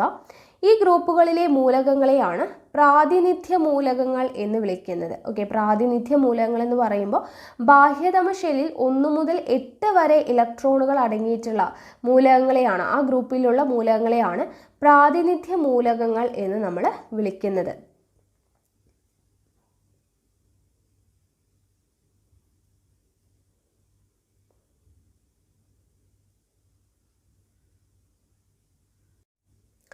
അടുത്തത് ഉത്കൃഷ്ടവാതകങ്ങൾ. ഉത്കൃഷ്ടവാതകങ്ങൾ എന്ന് പറഞ്ഞു കൊടുത്തിട്ടുണ്ട്. നോക്കുക, 18ാം ഗ്രൂപ്പിൽ ഉൾപ്പെട്ട മൂലകങ്ങളെ തിരിച്ചറിയുക. 18ാം ഗ്രൂപ്പിൽ വരുന്ന മൂലകങ്ങൾ ഏതൊക്കെയാണ്? നമുക്കറിയാം, ഹീലിയം, നിയോൺ, അതുപോലെ തന്നെ ആർഗൺ, ക്രിപ്റ്റോൺ അല്ലേ, അതുപോലെ സിനോൺ, ദെൻ റാഡോൺ അല്ലേ. ഇതെല്ലാം എന്താണ്? 18ാം ഗ്രൂപ്പിൽ ഉൾപ്പെട്ടതാണ്. Helium, neon, argon, krypton, xenon, radon, ഇതെല്ലാം 18ാം ഗ്രൂപ്പിൽ വരുന്ന മൂലകങ്ങളാണ്. അവയുടെ ഇലക്ട്രോൺ വിന്യാസം എഴുതി നോക്കൂ എന്ന് പറഞ്ഞിട്ടുണ്ട്. ഇപ്പോൾ ഇലക്ട്രോൺ വിന്യാസം നമുക്കറിയാം എഴുതാൻ അല്ലേ. ഹീലിയത്തിൻ്റെ അറ്റോമിക് നമ്പർ 2 ആണ്. സോ ഇലക്ട്രോൺ വിന്യാസം എന്താണ്? 2 തന്നെയാണ് വരിക. നിയോണിൻ്റെ വരുമ്പോൾ എന്താണ്? 10 ആണ് വരിക അല്ലേ. അപ്പോൾ അതിൻ്റെ ഇലക്ട്രോൺ വിന്യാസം 2, 8 ആണ്. ആർഗണിൻ്റെ എത്രയാണ്? 18 ആണ്. അപ്പോൾ എത്ര വരും? 2, 8, 8 എന്ന് വരും. അത് നമുക്ക് അറിയുന്നതാണ് അല്ലേ, എഴുതാനായിട്ട് നമുക്ക് അറിയുന്നതാണ്. ക്രിപ്റ്റൺ അതുപോലെ തന്നെ എല്ലാം നമുക്ക് എഴുതാൻ അറിയാം. ഇനി ഹീലിയം ഒഴികെ എല്ലാ മൂലകങ്ങൾക്കും എത്രയാണ് ബാഹ്യതമശൈലിയിൽ എത്ര ഇലക്ട്രോൺ വീതമാണ് ഉള്ളത്? എത്ര ഇലക്ട്രോൺ വീതമാണ്? നമ്മൾ ഹീലിയത്തിൻ്റെ മാത്രം അറ്റോമിക് നമ്പർ 2 ആയതുകൊണ്ട് ഇലക്ട്രോൺ വിന്യാസം എഴുതുമ്പോൾ എന്ത് വരും? 2 എന്ന് വരും. ബാക്കിയുള്ള, അതായത് നിയോണിൻ്റെ 2, 8 ആണ്, 10 വരുന്നത് കൊണ്ട്. ആർഗണിൻ്റെ 2, 8, 8 ആണ്. ക്രിപ്റ്റണിൻ്റെ 2, 8, 18, 8 ആണ്. അപ്പോൾ ബാക്കിയുള്ള എല്ലാ മൂലകങ്ങളുടെയും ബാഹ്യതമശൈലിയിൽ എത്ര ഇലക്ട്രോണുകളാണ് വരുന്നത്? ഹീലിയത്തിൻ്റെ മാത്രമാണ് ബാഹ്യതമശൈലിയിൽ 2 വരുന്നത്. ബാക്കി എല്ലാ മൂലകങ്ങളുടെയും ബാഹ്യതമശൈലിയിൽ എത്ര വരും? 8 ഇലക്ട്രോൺ ആണ് വരുന്നത്. ഇവ രാസപ്രവർത്തനത്തിൽ പങ്കെടുക്കുമോ? 18ാം ഗ്രൂപ്പ് മൂലകങ്ങൾ ഉത്കൃഷ്ടവാതകങ്ങൾ എന്നാണ് അറിയപ്പെടുന്നത്. ഓക്കെ, ഉത്കൃഷ്ടവാതകങ്ങൾ എന്നറിയപ്പെടുന്ന ഏതാണ്? 18ാം ഗ്രൂപ്പാണ്. അപ്പോൾ എന്തുകൊണ്ടാണ് ഇവ രാസപ്രവർത്തനത്തിൽ പങ്കെടുക്കുന്നില്ല? അതെന്തുകൊണ്ടാണ്? ഇവയുടെ ബാഹ്യതമശൈലിയിൽ എന്തുണ്ട്? 8 ഇലക്ട്രോൺ ഉണ്ട് അല്ലെ. 8 ഇലക്ട്രോൺ എന്ന് പറയുന്നത് കംപ്ലീറ്റഡ് ആണ്. പിന്നീട് അവിടെ രാസപ്രവർത്തനത്തിൽ ഏർപ്പെട്ട് ഇലക്ട്രോൺ കൊടുക്കുകയോ വാങ്ങുകയോ ഒന്നും ചെയ്യേണ്ട ആവശ്യമില്ല. അപ്പോൾ ഇവ രാസപ്രവർത്തനത്തിൽ പങ്കെടുക്കുന്നുണ്ടോ എന്ന് ചോദിച്ചു കഴിഞ്ഞാൽ എന്താണ് പറയേണ്ടത്? ഇല്ല അല്ലെ, രാസപ്രവർത്തനത്തിൽ പങ്കെടുക്കുന്നില്ല. കാരണം ഇവിടെ ബാഹ്യതമശൈലിയിൽ എന്തുണ്ട്? 8 ഇലക്ട്രോൺ ഉണ്ട്. അതുകൊണ്ട് തന്നെ അവിടെ രാസപ്രവർത്തനത്തിൻ്റെ ആവശ്യമില്ല. സ്ഥിരത കൈവരിച്ചു എന്നാണ് അർത്ഥം ബാഹ്യതമശൈലിയിൽ 8 ഇലക്ട്രോൺ ഉണ്ടെങ്കിൽ. അപ്പോൾ അതുകൊണ്ട് തന്നെ ഈ 18ാം ഗ്രൂപ്പ് മൂലകങ്ങൾ അറിയപ്പെടുന്ന പേരാണ് ഉത്കൃഷ്ടവാതകങ്ങൾ എന്ന്. ഓക്കെ ആണല്ലോ. ഇനി ഇവിടെ ഉത്കൃഷ്ടവാതകങ്ങൾ എന്ന് പറഞ്ഞൊരു ടേബിൾ കൊടുത്തിട്ടുണ്ട്, നോക്കുക. പീരിയോഡിക് ടേബിളിലെ 18ാം ഗ്രൂപ്പിലെ മൂലകങ്ങളായിട്ടുള്ള helium, neon, argon, krypton, xenon, radon എന്നിവയാണ് ഉത്കൃഷ്ടവാതകങ്ങൾ. താഴെ തന്നിട്ടുള്ളവയിൽ ഉത്കൃഷ്ടവാതകങ്ങളിൽ പെടാത്തത് ഏതെന്നൊക്കെ ചോദിക്കാം. അപ്പോൾ പഠിച്ചു വയ്ക്കുക, ഏതൊക്കെയാണ് ഉത്കൃഷ്ടവാതകങ്ങൾ? Helium, neon, argon, krypton, xenon, radon എന്നിവയാണ്. ഇവ ഏകാറ്റോമിക തന്മാത്രകളാണ്. സാധാരണയായി മറ്റുള്ളവയുമായി സംയോജിക്കാത്തതിനാൽ ഇവയെ അലസവാതകങ്ങൾ എന്നാണ് വിളിക്കുന്നത്. കാരണം എന്താണ്? ഇവയുടെ ബാഹ്യതമശൈലിയിൽ 8 ഇലക്ട്രോൺ ഉണ്ട്. അതുകൊണ്ട് തന്നെ സ്ഥിരതയെല്ലാം കൈവരിച്ചതുകൊണ്ട് തന്നെ രാസപ്രവർത്തനത്തിലൊന്നും ഏർപ്പെടുന്നില്ല, മറ്റുള്ളവയുമായിട്ട് സംയോജിക്കുന്നില്ല. അതുകൊണ്ട് തന്നെ ഇവയെ എന്ത് വിളിക്കുന്നു? ഇനേർട്ട് ഗ്യാസസ് അല്ലെങ്കിൽ അലസവാതകങ്ങൾ എന്നാണ് വിളിക്കുന്നത്. അപ്പോൾ വളരെ കുറഞ്ഞ അളവിൽ മാത്രം കണ്ടുവരുന്നത് കൊണ്ട് തന്നെ അപൂർവ വാതകങ്ങൾ എന്നും വിളിക്കാറുണ്ട്. ഹീലിയം സാന്ദ്രത വളരെ കുറഞ്ഞ വാതകമായതിനാൽ കാലാവസ്ഥാ ബലൂണുകളിൽ നിറയ്ക്കുന്നു. അപ്പോൾ കാലാവസ്ഥാ ബലൂണുകളിൽ നിറയ്ക്കുന്ന വാതകം ഏതാണ് എന്ന് ചോദിക്കാം. ഏതാണ്? ഹീലിയമാണ്. എന്തുകൊണ്ടാണ് അത് കാലാവസ്ഥാ ബലൂണുകളിൽ നിറയ്ക്കുന്നത്? സാന്ദ്രത വളരെ കുറവായതിനാലാണ്. ഹീലിയത്തിന് സാന്ദ്രത വളരെ കുറഞ്ഞ അവസ്ഥയിലായതുകൊണ്ട് തന്നെ കാലാവസ്ഥാ ബലൂണുകളിൽ നിറയ്ക്കാനായിട്ട് ഉപയോഗിക്കുന്നു. ഇനി നിയോൺ വാതകം ഓറഞ്ച് നിറം ലഭിക്കുന്നതിനായിട്ട് ഡിസ്ചാർജ് ലാമ്പുകളിൽ ഉപയോഗിക്കുന്നു. ഡിസ്ചാർജ് ലാമ്പുകളിൽ ഉപയോഗിക്കുന്ന വാതകം ഏതാണ്? നിയോൺ വാതകമാണ്. വൈദ്യുത ബൾബുകളിലെ ഫിലമെന്റ് ബാഷ്പീകരിക്കാതിരിക്കാനായിട്ട് അവയിൽ ആർഗോൺ വാതകം നിറയ്ക്കാറുണ്ട്. ഓക്കെ, അപ്പോൾ ബൾബുകളിലെ ഫിലമെന്റ് ബാഷ്പീകരിക്കാതിരിക്കാൻ വേണ്ടി ചേർക്കുന്ന അല്ലെങ്കിൽ ഉപയോഗിക്കുന്ന വാതകം ഏതാണ്? ആർഗോൺ ആണ്. റെഡോൺ എന്തിനു വേണ്ടി ഉപയോഗിക്കുന്നു? റേഡിയോ ആക്ടിവിറ്റി ഉള്ളതാണ്. ഏറ്റവും കുറഞ്ഞ അളവിൽ കണ്ടുവരുന്ന വാതകവും ഏതാണ്? റെഡോൺ ആണ് എന്നുള്ളത് ഓർത്തിരിക്കുക. അപ്പോൾ ഉത്കൃഷ്ടവാതകങ്ങൾ വളരെയധികം ഇമ്പോർട്ടൻ്റ് ആണ്. ഏതൊക്കെയാണ് ഉത്കൃഷ്ടവാതകങ്ങൾ എന്നുള്ളത് ഓർത്തിരിക്കുക. കാലാവസ്ഥാ ബലൂണുകളിൽ ഉപയോഗിക്കുന്നത് ഏതാണ് എന്നുള്ളത് പഠിച്ചു വെക്കുക. ഹീലിയമാണ്. എന്തുകൊണ്ടാണ്? സാന്ദ്രത വളരെ കുറവായതുകൊണ്ടാണ്. അതുപോലെ തന്നെ ബൾബുകളിലെ ഫിലമെൻറ്റിൽ ബാഷ്പീകരിക്കാതിരിക്കാനായിട്ട് ഉപയോഗിക്കുന്നത് ആർഗോൺ ആണ് എന്നുള്ളത് ഓർത്തിരിക്കുക. ഡിസ്ചാർജ് ലാമ്പുകളിൽ ഉപയോഗിക്കുന്നത് ഏതാണ്? നിയോൺ വാതകമാണ്. ഓറഞ്ച് നിറം ലഭിക്കുന്നതിനായിട്ട്. റേഡിയോ ആക്ടിവിറ്റി ഉള്ളതാണ് റെഡോൺ എന്ന് പറയുന്നത്. ഏറ്റവും കുറഞ്ഞ അളവിൽ കാണപ്പെടുന്ന ഉത്കൃഷ്ടവാതകവും ഏതാണ്?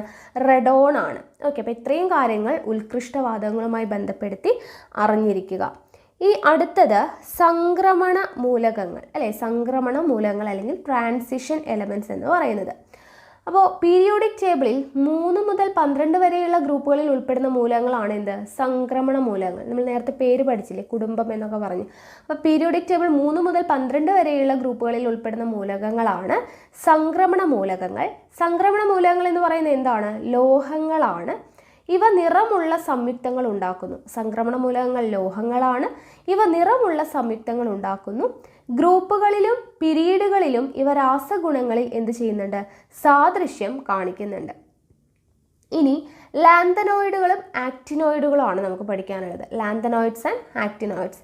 പീരിയോഡിക് ടേബിളിലെ 6ാം പീരീഡിൽ 57 മുതൽ 71 വരെ അറ്റോമിക നമ്പറുകളുള്ള മൂലകങ്ങൾക്ക് എവിടെയാണ് സ്ഥാനം നൽകിയിരിക്കുന്നത്? നമുക്കറിയാം, നമ്മൾ പീരിയോഡിക് ടേബിൾ നമ്മൾ ചിത്രം കണ്ടു അല്ലേ? പീരിയോഡിക് ടേബിളിൻ്റെ ചിത്രം നമ്മൾ കണ്ടപ്പോൾ അവിടെ എവിടെയാണ് കിടക്കുന്നതെന്ന് നോക്കുക. ഈ ലാസ്റ്റായിട്ട് കിടക്കുന്ന 2 അല്ലേ, 57 മുതൽ എന്നാണ് പറഞ്ഞിരിക്കുന്നത്. അപ്പോൾ 57 മുതൽ ഇവിടെ എത്ര വരെയുണ്ട്? 103 അല്ലേ? അപ്പോൾ ഇത്രയും മൂലകങ്ങൾ എവിടെയാണ് കിടക്കുന്നത്? ഏറ്റവും താഴേക്കായിട്ടാണ് കിടക്കുന്നത് അല്ലേ? അപ്പോൾ ഈ ഒരു പിക്ചർ കാണുമ്പോൾ തന്നെ നമുക്ക് അറിയാനായിട്ട് പറ്റും. അവർക്ക് അവിടെ സെപ്പറേറ്റ് സ്ഥാനമാണ് അവിടെ കൊടുത്തിട്ടുള്ളത്. അപ്പോൾ അതെന്തുകൊണ്ടാണ് എന്നുള്ളതാണ് നമ്മൾ പറയുന്നത്. പീരിയോഡിക് ടേബിളിലെ 6ാം പീരീഡിൽ 57 മുതൽ 71 വരെ അറ്റോമിക നമ്പറുള്ള മൂലകങ്ങൾക്ക് സ്ഥാനം കൊടുത്തിരിക്കുന്നു. അതുപോലെ തന്നെ 89 മുതൽ 103 വരെ അറ്റോമിക നമ്പറുള്ള മൂലകങ്ങൾക്കും പീരിയോഡിക് ടേബിളിന് ചുവടെയാണ് പ്രത്യേക സ്ഥാനം നൽകിയിട്ടുള്ളത്. ഈ മൂലകങ്ങളാണ് അന്തസംക്രമണ മൂലകങ്ങൾ, ഇന്നർ ട്രാൻസിഷൻ എലമെൻറ്റ്സ് എന്ന് പറയുന്നത്. ഓക്കെ, ഇങ്ങനെ താഴേക്കായിട്ട് സെപ്പറേറ്റ് സ്ഥാനം കൊടുത്തിട്ടുള്ള മൂലകങ്ങളെയാണ് അന്തസംക്രമണ മൂലകങ്ങൾ എന്ന് വിളിക്കുന്നത്. 6ാം പീരീഡിൽ ഉൾപ്പെടുന്ന ലന്താനം മുതൽ ലുട്ടേഷ്യം വരെയുള്ള അന്തസംക്രമണ മൂലകങ്ങളെ ലാന്തനോയിഡ് എന്ന് വിളിക്കുന്നു. ലന്താനം മുതൽ ലുട്ടേഷ്യം വരെയുള്ളവയെ ലാന്തനോയിഡുകൾ എന്ന് വിളിക്കുന്നു. 7ാം പീരീഡിൽ ഉൾപ്പെടുന്ന ആക്ടിനിയം മുതൽ ലോറൻഷ്യം വരെയുള്ള അന്തസംക്രമണ മൂലകങ്ങളെ ആക്ടിനോയിഡുകൾ എന്ന് വിളിക്കുന്നു. ആ പേര് തുടങ്ങുന്നത് എവിടെ? മൂലകങ്ങൾ തുടങ്ങുന്നതാണ് അല്ലേ? ലന്താനത്തിൽ നിന്ന് തുടങ്ങുന്നത് ലാന്തനോയിഡുകൾ എന്നും ആക്ടിനിയത്തിൽ നിന്ന് തുടങ്ങുന്നത് ആക്ടിനോയിഡുകൾ എന്നാണ് അറിയപ്പെടുന്നത്. ലാന്തനോയിഡുകൾ റയർ എർത്ത്സ് എന്നും അറിയപ്പെടുന്നു. അപ്പോൾ റയർ എർത്ത് മൂലകങ്ങൾ എന്നറിയപ്പെടുന്നത് എന്താണ്? ലാന്തനോയിഡുകളാണ്.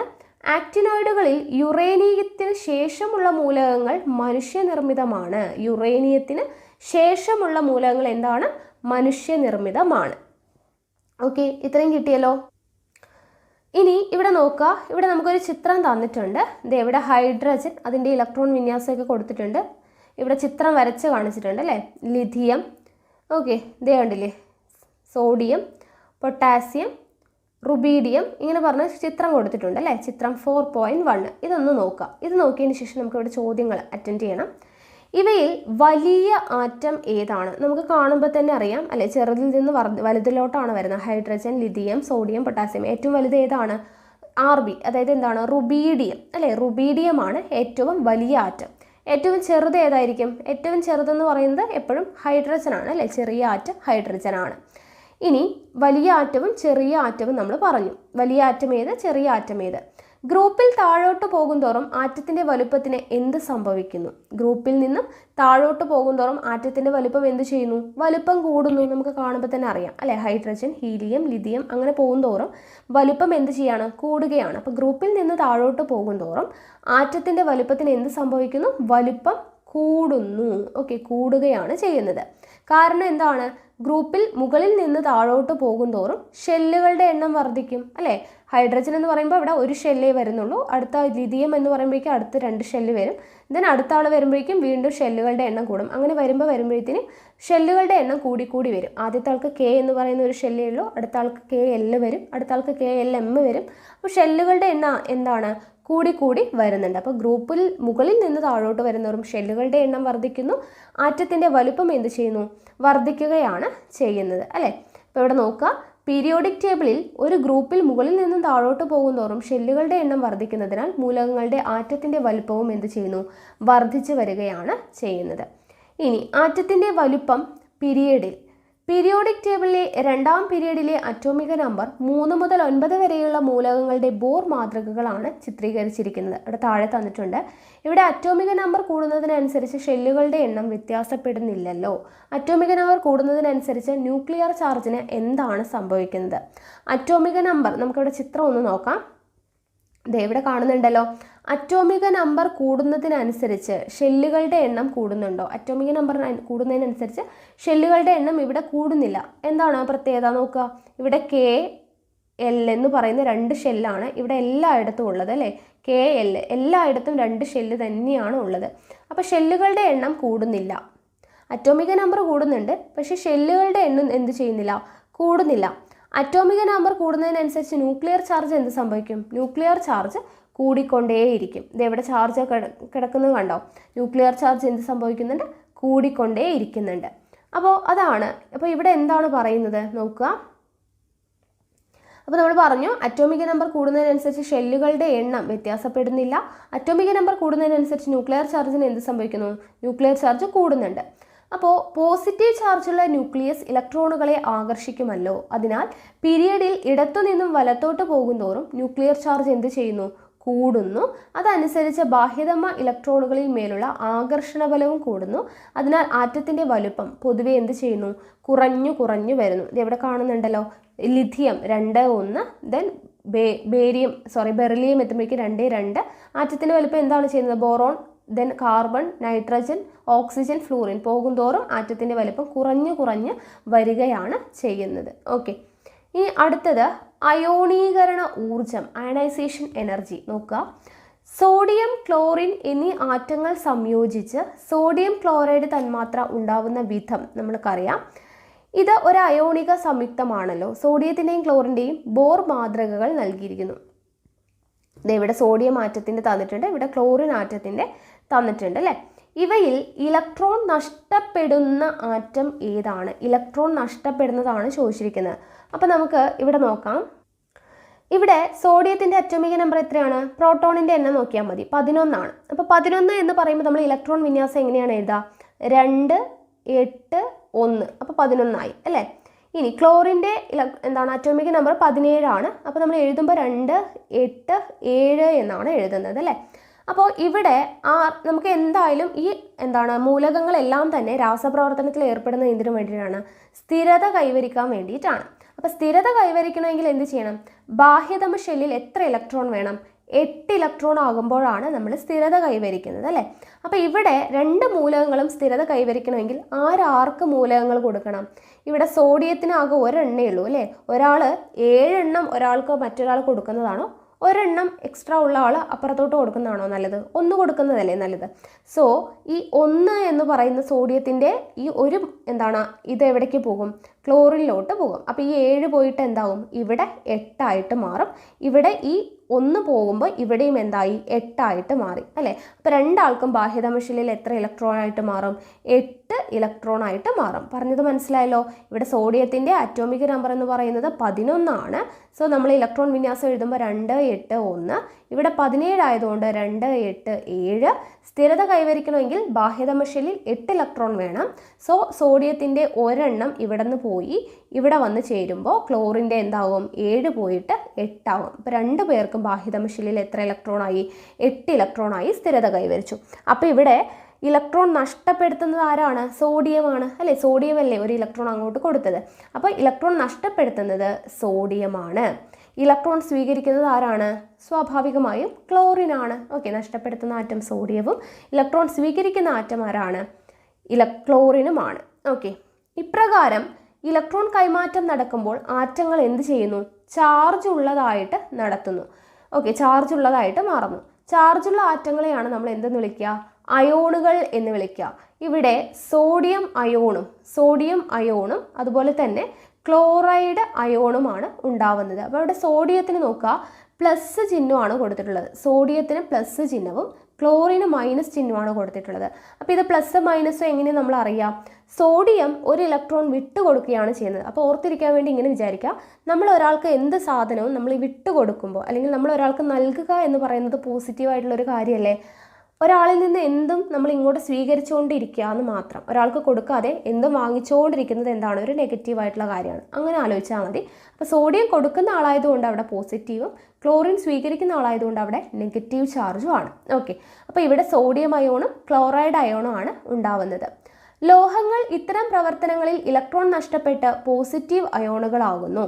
ആറ്റത്തിൽ നിന്ന് ഇലക്ട്രോണുകളെ സ്വതന്ത്രമാക്കാൻ ആവശ്യമായ ഊർജ്ജമാണ് അയോണീകരണ ഊർജ്ജം. ഓക്കെ, ഒരു ആറ്റത്തിൽ നിന്ന് ഇലക്ട്രോണുകളെ, ഇപ്പോൾ സോഡിയം ഒരു ഇലക്ട്രോൺ അങ്ങോട്ട് സ്വതന്ത്രമാക്കണം. അപ്പോൾ അതിന് ആവശ്യമായിട്ടുള്ള ഊർജ്ജത്തെയാണ് അയോണീകരണ ഊർജ്ജം എന്ന് പറയുന്നത്. ഇവിടെ നോക്കാം, വാതകാവസ്ഥയിലുള്ള ഒറ്റപ്പെട്ട ഒരു ആറ്റത്തിൻ്റെ ബാഹ്യതമ ഷെല്ലിലെ ഏറ്റവും ദുർബലമായി ബന്ധിപ്പിച്ചിരിക്കുന്ന ഇലക്ട്രോണിനെ സ്വതന്ത്രമാക്കാൻ ആവശ്യമായിട്ടുള്ള ഊർജ്ജമാണ് ആ മൂലകത്തിൻ്റെ അയോണീകരണ ഊർജ്ജം. നമ്മൾ പറഞ്ഞതുപോലെ സോഡിയത്തിൻ്റെ ബാഹ്യതമ ഷെല്ലിലുള്ള ഒരു ഇലക്ട്രോൺ അല്ലേ, അപ്പോൾ അത് ദുർബലമായി ബന്ധിപ്പിച്ചിരിക്കുന്ന ഈ ഒരു ഇലക്ട്രോണിനെ ക്ലോറിന് വേണ്ടിയിട്ട് വിട്ടുകൊടുക്കാൻ ആവശ്യമായിട്ടുള്ള ഊർജ്ജത്തെയാണ് അയോണീകരണ ഊർജ്ജം എന്ന് നമ്മൾ പറയുന്നത്. ഓക്കെ, മനസ്സിലായല്ലോ?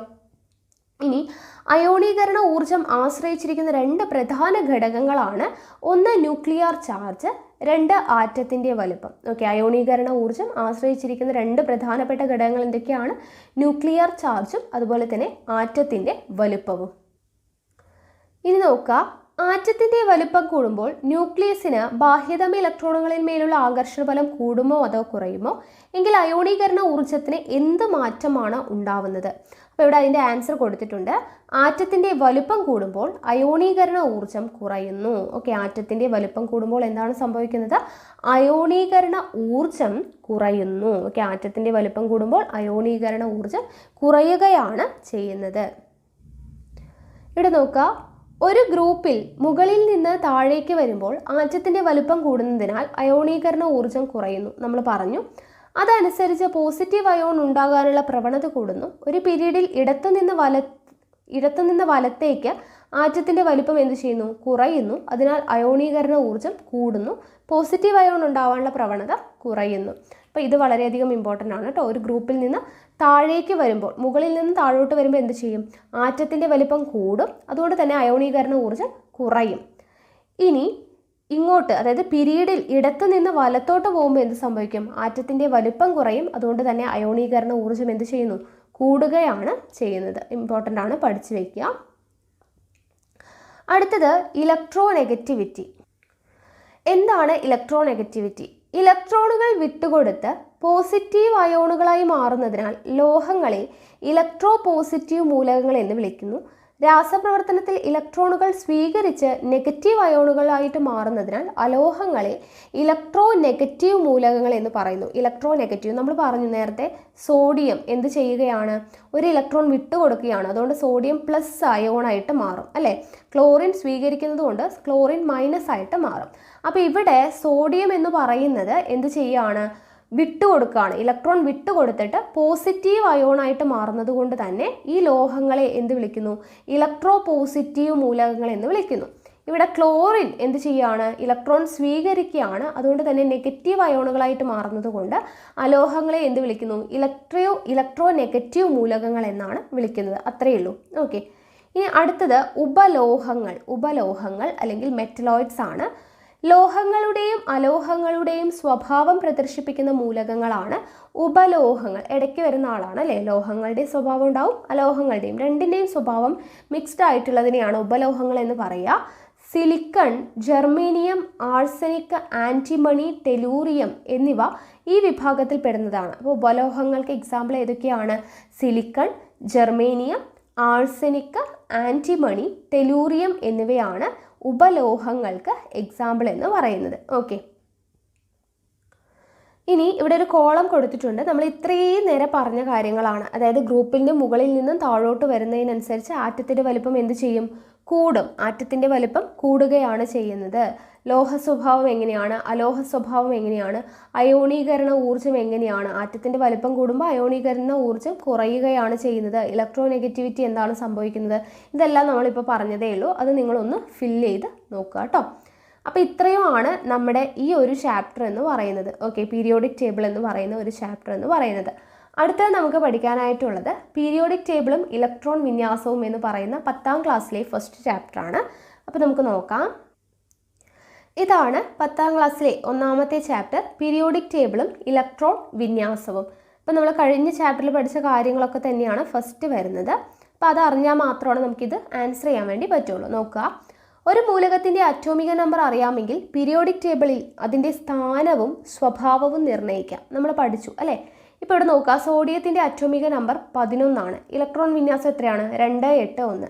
ഇത് കണ്ടു കഴിഞ്ഞാൽ നമുക്കിതിൻ്റെ ഗ്രൂപ്പ് നമ്പറും അറിയാം, പീരീഡ് നമ്പറും അറിയാം. ഗ്രൂപ്പ് നമ്പർ എങ്ങനെയാണ് പറയുന്നത്, ഗ്രൂപ്പ് നമ്പർ എന്ന് പറയുമ്പോൾ ബാഹ്യതമ ഷെല്ലിലെ ഇലക്ട്രോൺ നോക്കിയിട്ടാണ് നമ്മൾ ഗ്രൂപ്പ് പറയുന്നതെന്ന് പറഞ്ഞു അല്ലേ. ഇവിടെ 2, 8, 1 എന്ന് പറയുമ്പോൾ ബാഹ്യതമ ഷെല്ലിൽ വരുന്ന ഇലക്ട്രോൺ എത്രയാണ്, 1. അതുകൊണ്ട് ഗ്രൂപ്പ് നമ്പർ 1. പീരീഡ് നമ്പർ എങ്ങനെയാണ് അറിയുക, നമ്മൾ നേരത്തെ പഠിച്ചു. പീരീഡ് നമ്പർ അറിയണമെങ്കിൽ ഷെല്ലുകളുടെ എണ്ണം നോക്കിയാൽ മതി. ഇവിടെ എത്ര ഷെല്ലുണ്ട്, 2, 8, 1 എന്ന് പറയുമ്പോൾ 3 ഷെല്ലുണ്ട് അല്ലേ. അപ്പോൾ പീരീഡ് നമ്പർ എത്രയാണ്, 3. പീരീഡ് നമ്പർ 3, ഗ്രൂപ്പ് നമ്പർ എത്രയാണ്, 1 വരിക.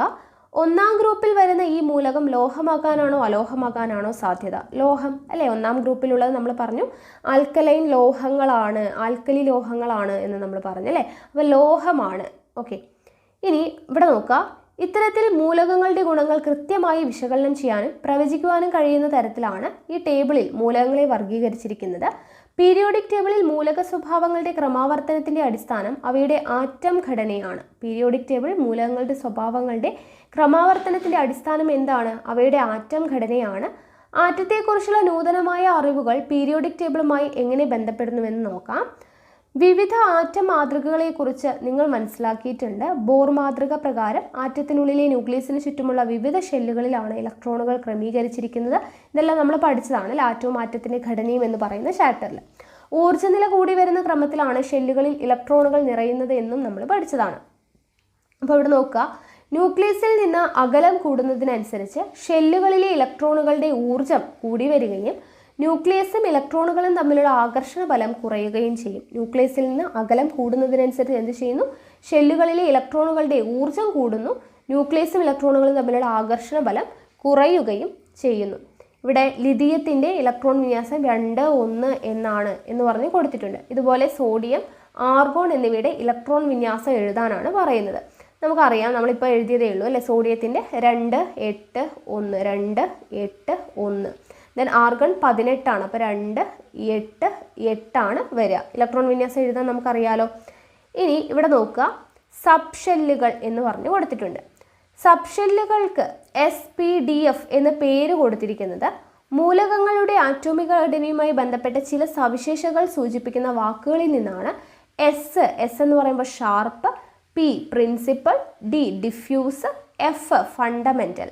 ആറ്റം ഘടനയെ സംബന്ധിച്ച ആധുനിക സിദ്ധാന്ത പ്രകാരം ന്യൂക്ലിയസിന് ചുറ്റും ഇലക്ട്രോണുകൾ ത്രിമാന മേഖലയിലാണ് സഞ്ചരിക്കുന്നത്. പ്രധാന ഊർജ്ജ നിലകളിൽ തന്നെ ഉപ ഊർജ്ജ നിലകൾ ഉണ്ട്, അതായത് സബ്ഷെൽസ് ഉണ്ട്. ഈ ഉപ ഊർജ്ജ നിലകളിൽ ഇലക്ട്രോണുകൾ കാണപ്പെടുവാൻ സാധ്യത കൂടിയ മേഖലകളുണ്ട്. ഇവയാണ് ഓർബിറ്റലുകൾ എന്ന് വിളിക്കുന്നത്. അപ്പോൾ എന്താണ്, ഇലക്ട്രോണുകൾ എന്ന് പറയുന്നത് ത്രിമാന മേഖലയിലാണ് സഞ്ചരിക്കുന്നത് എന്ന് പറഞ്ഞു. പ്രധാന ഊർജ്ജ നിലകളിൽ തന്നെ എന്തുണ്ട്, സബ്ഷെൽസ് ഉണ്ട്, ഉപ ഊർജ്ജ നിലകളുണ്ട്. ഈ സബ്ഷെൽസിൽ ഇലക്ട്രോൺസ് കാണപ്പെടാൻ സാധ്യത ഉള്ള മേഖലകൾ ഏതാണോ അതിനെയാണ് നമ്മൾ ഓർബിറ്റൽ എന്ന് പറയുന്നത്. ഓക്കെ, ഉപ ഊർജ്ജ നിലകളിൽ ഇലക്ട്രോണുകൾ കാണപ്പെടുവാൻ സാധ്യത കൂടിയ മേഖലകളെയാണ് ഓർബിറ്റലുകൾ എന്ന് പറയുന്നത്. ഒരു ഓർബിറ്റലിൽ ഉൾക്കൊള്ളാവുന്ന പരമാവധി ഇലക്ട്രോണുകളുടെ എണ്ണം എത്രയാണ്, 2. ഓക്കെ, പരമാവധി ഇലക്ട്രോണുകളുടെ എണ്ണം 2. എസ് സബ്ഷെല്ലിൽ ഇത്തരത്തിൽ ഒരു ഓർബിറ്റൽ മാത്രമേ ഉള്ളൂ. ഇതിന് ഗോളാകൃതിയാണ്. എസ് സബ്ഷെല്ലിൽ ഒരു ഓർബിറ്റൽ മാത്രമേ ഉള്ളൂ. ഇതിനെന്താണ്, ഗോളാകൃതിയാണ്. പി സബ്ഷെല്ലിൽ 3 ഓർബിറ്റലുകൾ ഉണ്ടായിരിക്കും. ഇതിന് ഡംബലിൻ്റെ ആകൃതിയാണ്. പിയിൽ 3 ഉണ്ടാകും. ഇതിന് ഡംബൽ എന്ന് പറയുമ്പോൾ ഇത് ഇങ്ങനെ ഒരു ആകൃതി ആയിരിക്കും. ഓക്കെ, ഡി സബ്ഷെല്ലുകളിൽ 5 ഓർബിറ്റലുകളും F സബ്ഷെല്ലിൽ 7 ഓർബിറ്റലുകളുമുണ്ട്. ഈ ഓർബിറ്റലുകളുടെ ആകൃതിയും എന്താണ്, സങ്കീർണമാണ്. എസ് സബ് ഷെൽ എന്ന് പറയുമ്പോൾ സർക്കിൾ ഷേപ്പിലാണെന്ന് പറഞ്ഞല്ലോ, അപ്പോൾ അതേ കിടക്കുന്നു. ഓക്കെ, പി എന്ന് പറയുന്നത് നോക്കുക ഡംബൽ ഷേപ്പിലാണെന്ന് പറഞ്ഞ് കൊടുത്തിട്ടുണ്ട്. അപ്പോൾ ഈ ചിത്രങ്ങൾ മനസ്സിലായല്ലോ. ഇനി ഇവിടെ നമ്മൾ മൂലകങ്ങളുടെ എന്ത് എഴുതിയിട്ടുണ്ട്, ഷെല്ലിൽ നമ്മൾ ഇലക്ട്രോൺ വിന്യാസം കെ ഷെല്ലിൽ എത്രയാണ്, എല്ലിൽ എത്രയാണ്, എമ്മിൽ എത്രയാണെന്നുള്ള ടേബിൾ നമ്മൾ എഴുതി അല്ലേ. ആർഗണിൻ്റെ ബാഹ്യതമ ഷെല്ലായ എമ്മിൽ എത്ര ഇലക്ട്രോണുകളാണുള്ളത്, എത്രയാണ് 2, 8, 8 എന്നാണ്. അപ്പോൾ ബാഹ്യതമ ഷെല്ലിൽ എത്രയുണ്ട്, 8 ഇലക്ട്രോൺ ആണ് ഉള്ളത്. എം ഷെല്ലിൽ ഉൾക്കൊള്ളാവുന്ന പരമാവധി ഇലക്ട്രോൺ എത്രയാണ് എന്നാണ് ചോദിച്ചിരിക്കുന്നത്. അപ്പോൾ അത് നമ്മൾ പഠിച്ചിട്ടുണ്ടായിരുന്നു. പരമാവധി ഇലക്ട്രോണുകളുടെ എണ്ണം കണ്ടുപിടിക്കാനുള്ള ഒരു ഇക്വേഷൻ എന്താണ്, 2n² എന്ന് പറഞ്ഞിട്ടല്ലേ. അതായത് 2 × n എന്ന് പറയുന്നത് എന്താണ്, n എന്ന് പറയുന്നത് ഷെല്ലുകളുടെ എണ്ണമാണ് അല്ലേ. അപ്പോൾ ഇവിടെ മൂന്നാമത് m എന്ന് പറയുന്നത് മൂന്നാമത്തെ ഷെല്ലാണ്. സോ m² 3² അല്ലേ. 3² എത്രയാണ്, 9. 9 × 2 എത്രയാണ്, 18. അപ്പോൾ എം ഷെല്ലിൽ ഉൾക്കൊള്ളാവുന്ന പരമാവധി ഇലക്ട്രോണുകളുടെ എണ്ണം എത്രയാണ്, 18 ആണ്. ഓക്കെ, അത് നമുക്കറിയാം, ഇക്വേഷൻ പഠിച്ചതാണ്. ആർഗോണിൻ്റെ അടുത്ത മൂലകമായ പൊട്ടാസ്യത്തിൽ ആർഗോണിനേക്കാൾ 1 ഇലക്ട്രോൺ ആണ് കൂടുതലുള്ളത്. പൊട്ടാസ്യത്തിൻ്റെ ഇലക്ട്രോൺ വിന്യാസം 2, 8, 8, 1 ആണ്. മൂന്നാമത്തെ ഷെല്ലിന് ഇനിയും 10 ഇലക്ട്രോണുകൾ കൂടി വേണം അല്ലേ. നമ്മൾ പറഞ്ഞു മൂന്നാമത്തെ ഷെല്ലിൽ എത്രയാണ്, 18 ആണ് പരമാവധി ഉൾക്കൊള്ളുക. ഇവിടെ 2, 8, 8 എന്ന് പറയുമ്പോൾ 8 ഇലക്ട്രോൺ ആണ് മൂന്നാമത് വരുന്നത്. അപ്പോൾ എന്താണ്, 10 ഇലക്ട്രോണുകൾ കൂടി വേണം അല്ലേ. അപ്പോൾ മൂന്നാമത്തെ ഷെല്ലിന് ഇനിയും 10 ഇലക്ട്രോണുകൾ കൂടി ഉൾക്കൊള്ളാനുള്ള ശേഷി ഉണ്ടെന്നിരിക്കെ എന്തുകൊണ്ടായിരിക്കാം പൊട്ടാസ്യത്തിലെ അവസാനത്തെ ഇലക്ട്രോണുകൾ മൂന്നാമത്തെ ഷെല്ലിൽ നിറയാതെ നാലാമത്തെ ഷെല്ലിൽ പോയത് എന്നാണ് ചോദിക്കുന്നത്. അതായത് ഒന്നുകൂടെ പറയാം, ക്ലിയർ ആക്കിയിട്ട് മനസ്സിലാക്കുക, നോക്കുക. അതായത് ഇവിടെ നോക്കുക, പൊട്ടാസ്യം കൊടുത്തിട്ടുണ്ട് 2, 8, 8, 1 ഇലക്ട്രോൺ വിന്യാസമാണ് കൊടുത്തിട്ടുള്ളത്. നമ്മൾ പറഞ്ഞു എന്ത്, ഒരു ആറ്റത്തിൽ പരമാവധി ഇലക്ട്രോണുകൾ ഉൾക്കൊള്ളാൻ പറ്റുന്നുണ്ടെങ്കിൽ അത്രയും ഉൾക്കൊള്ളുന്നതിന് ശേഷം മാത്രമാണ് അടുത്ത ഷെല്ലിലോട്ട് ഇലക്ട്രോണുകൾ പോവാൻ പാടുള്ളൂ എന്ന് നമ്മൾ പറഞ്ഞിട്ടുണ്ടായിരുന്നു. എന്നാൽ പൊട്ടാസ്യത്തിൻ്റെ 2, 8, 8, 1 എന്നാണ് കൊടുത്തിരിക്കുന്നത്.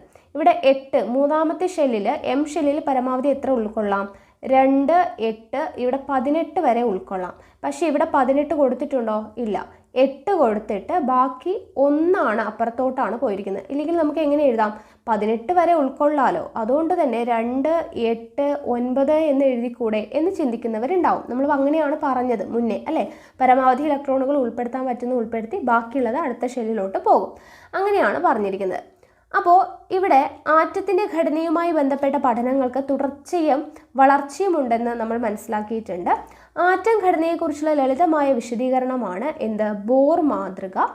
ആറ്റത്തിൽ ഇലക്ട്രോണുകളുടെ സ്ഥാനവും സ്വഭാവവുമായി ബന്ധപ്പെട്ട് തുടർന്ന് നടത്തിയ പഠനങ്ങളിൽ ബോർ മാതൃകയുടെ പരിമിതി ബോധ്യപ്പെടുകയും പുതിയ പരികൽപ്പനകൾ രൂപീകരിക്കുകയും ചെയ്തു.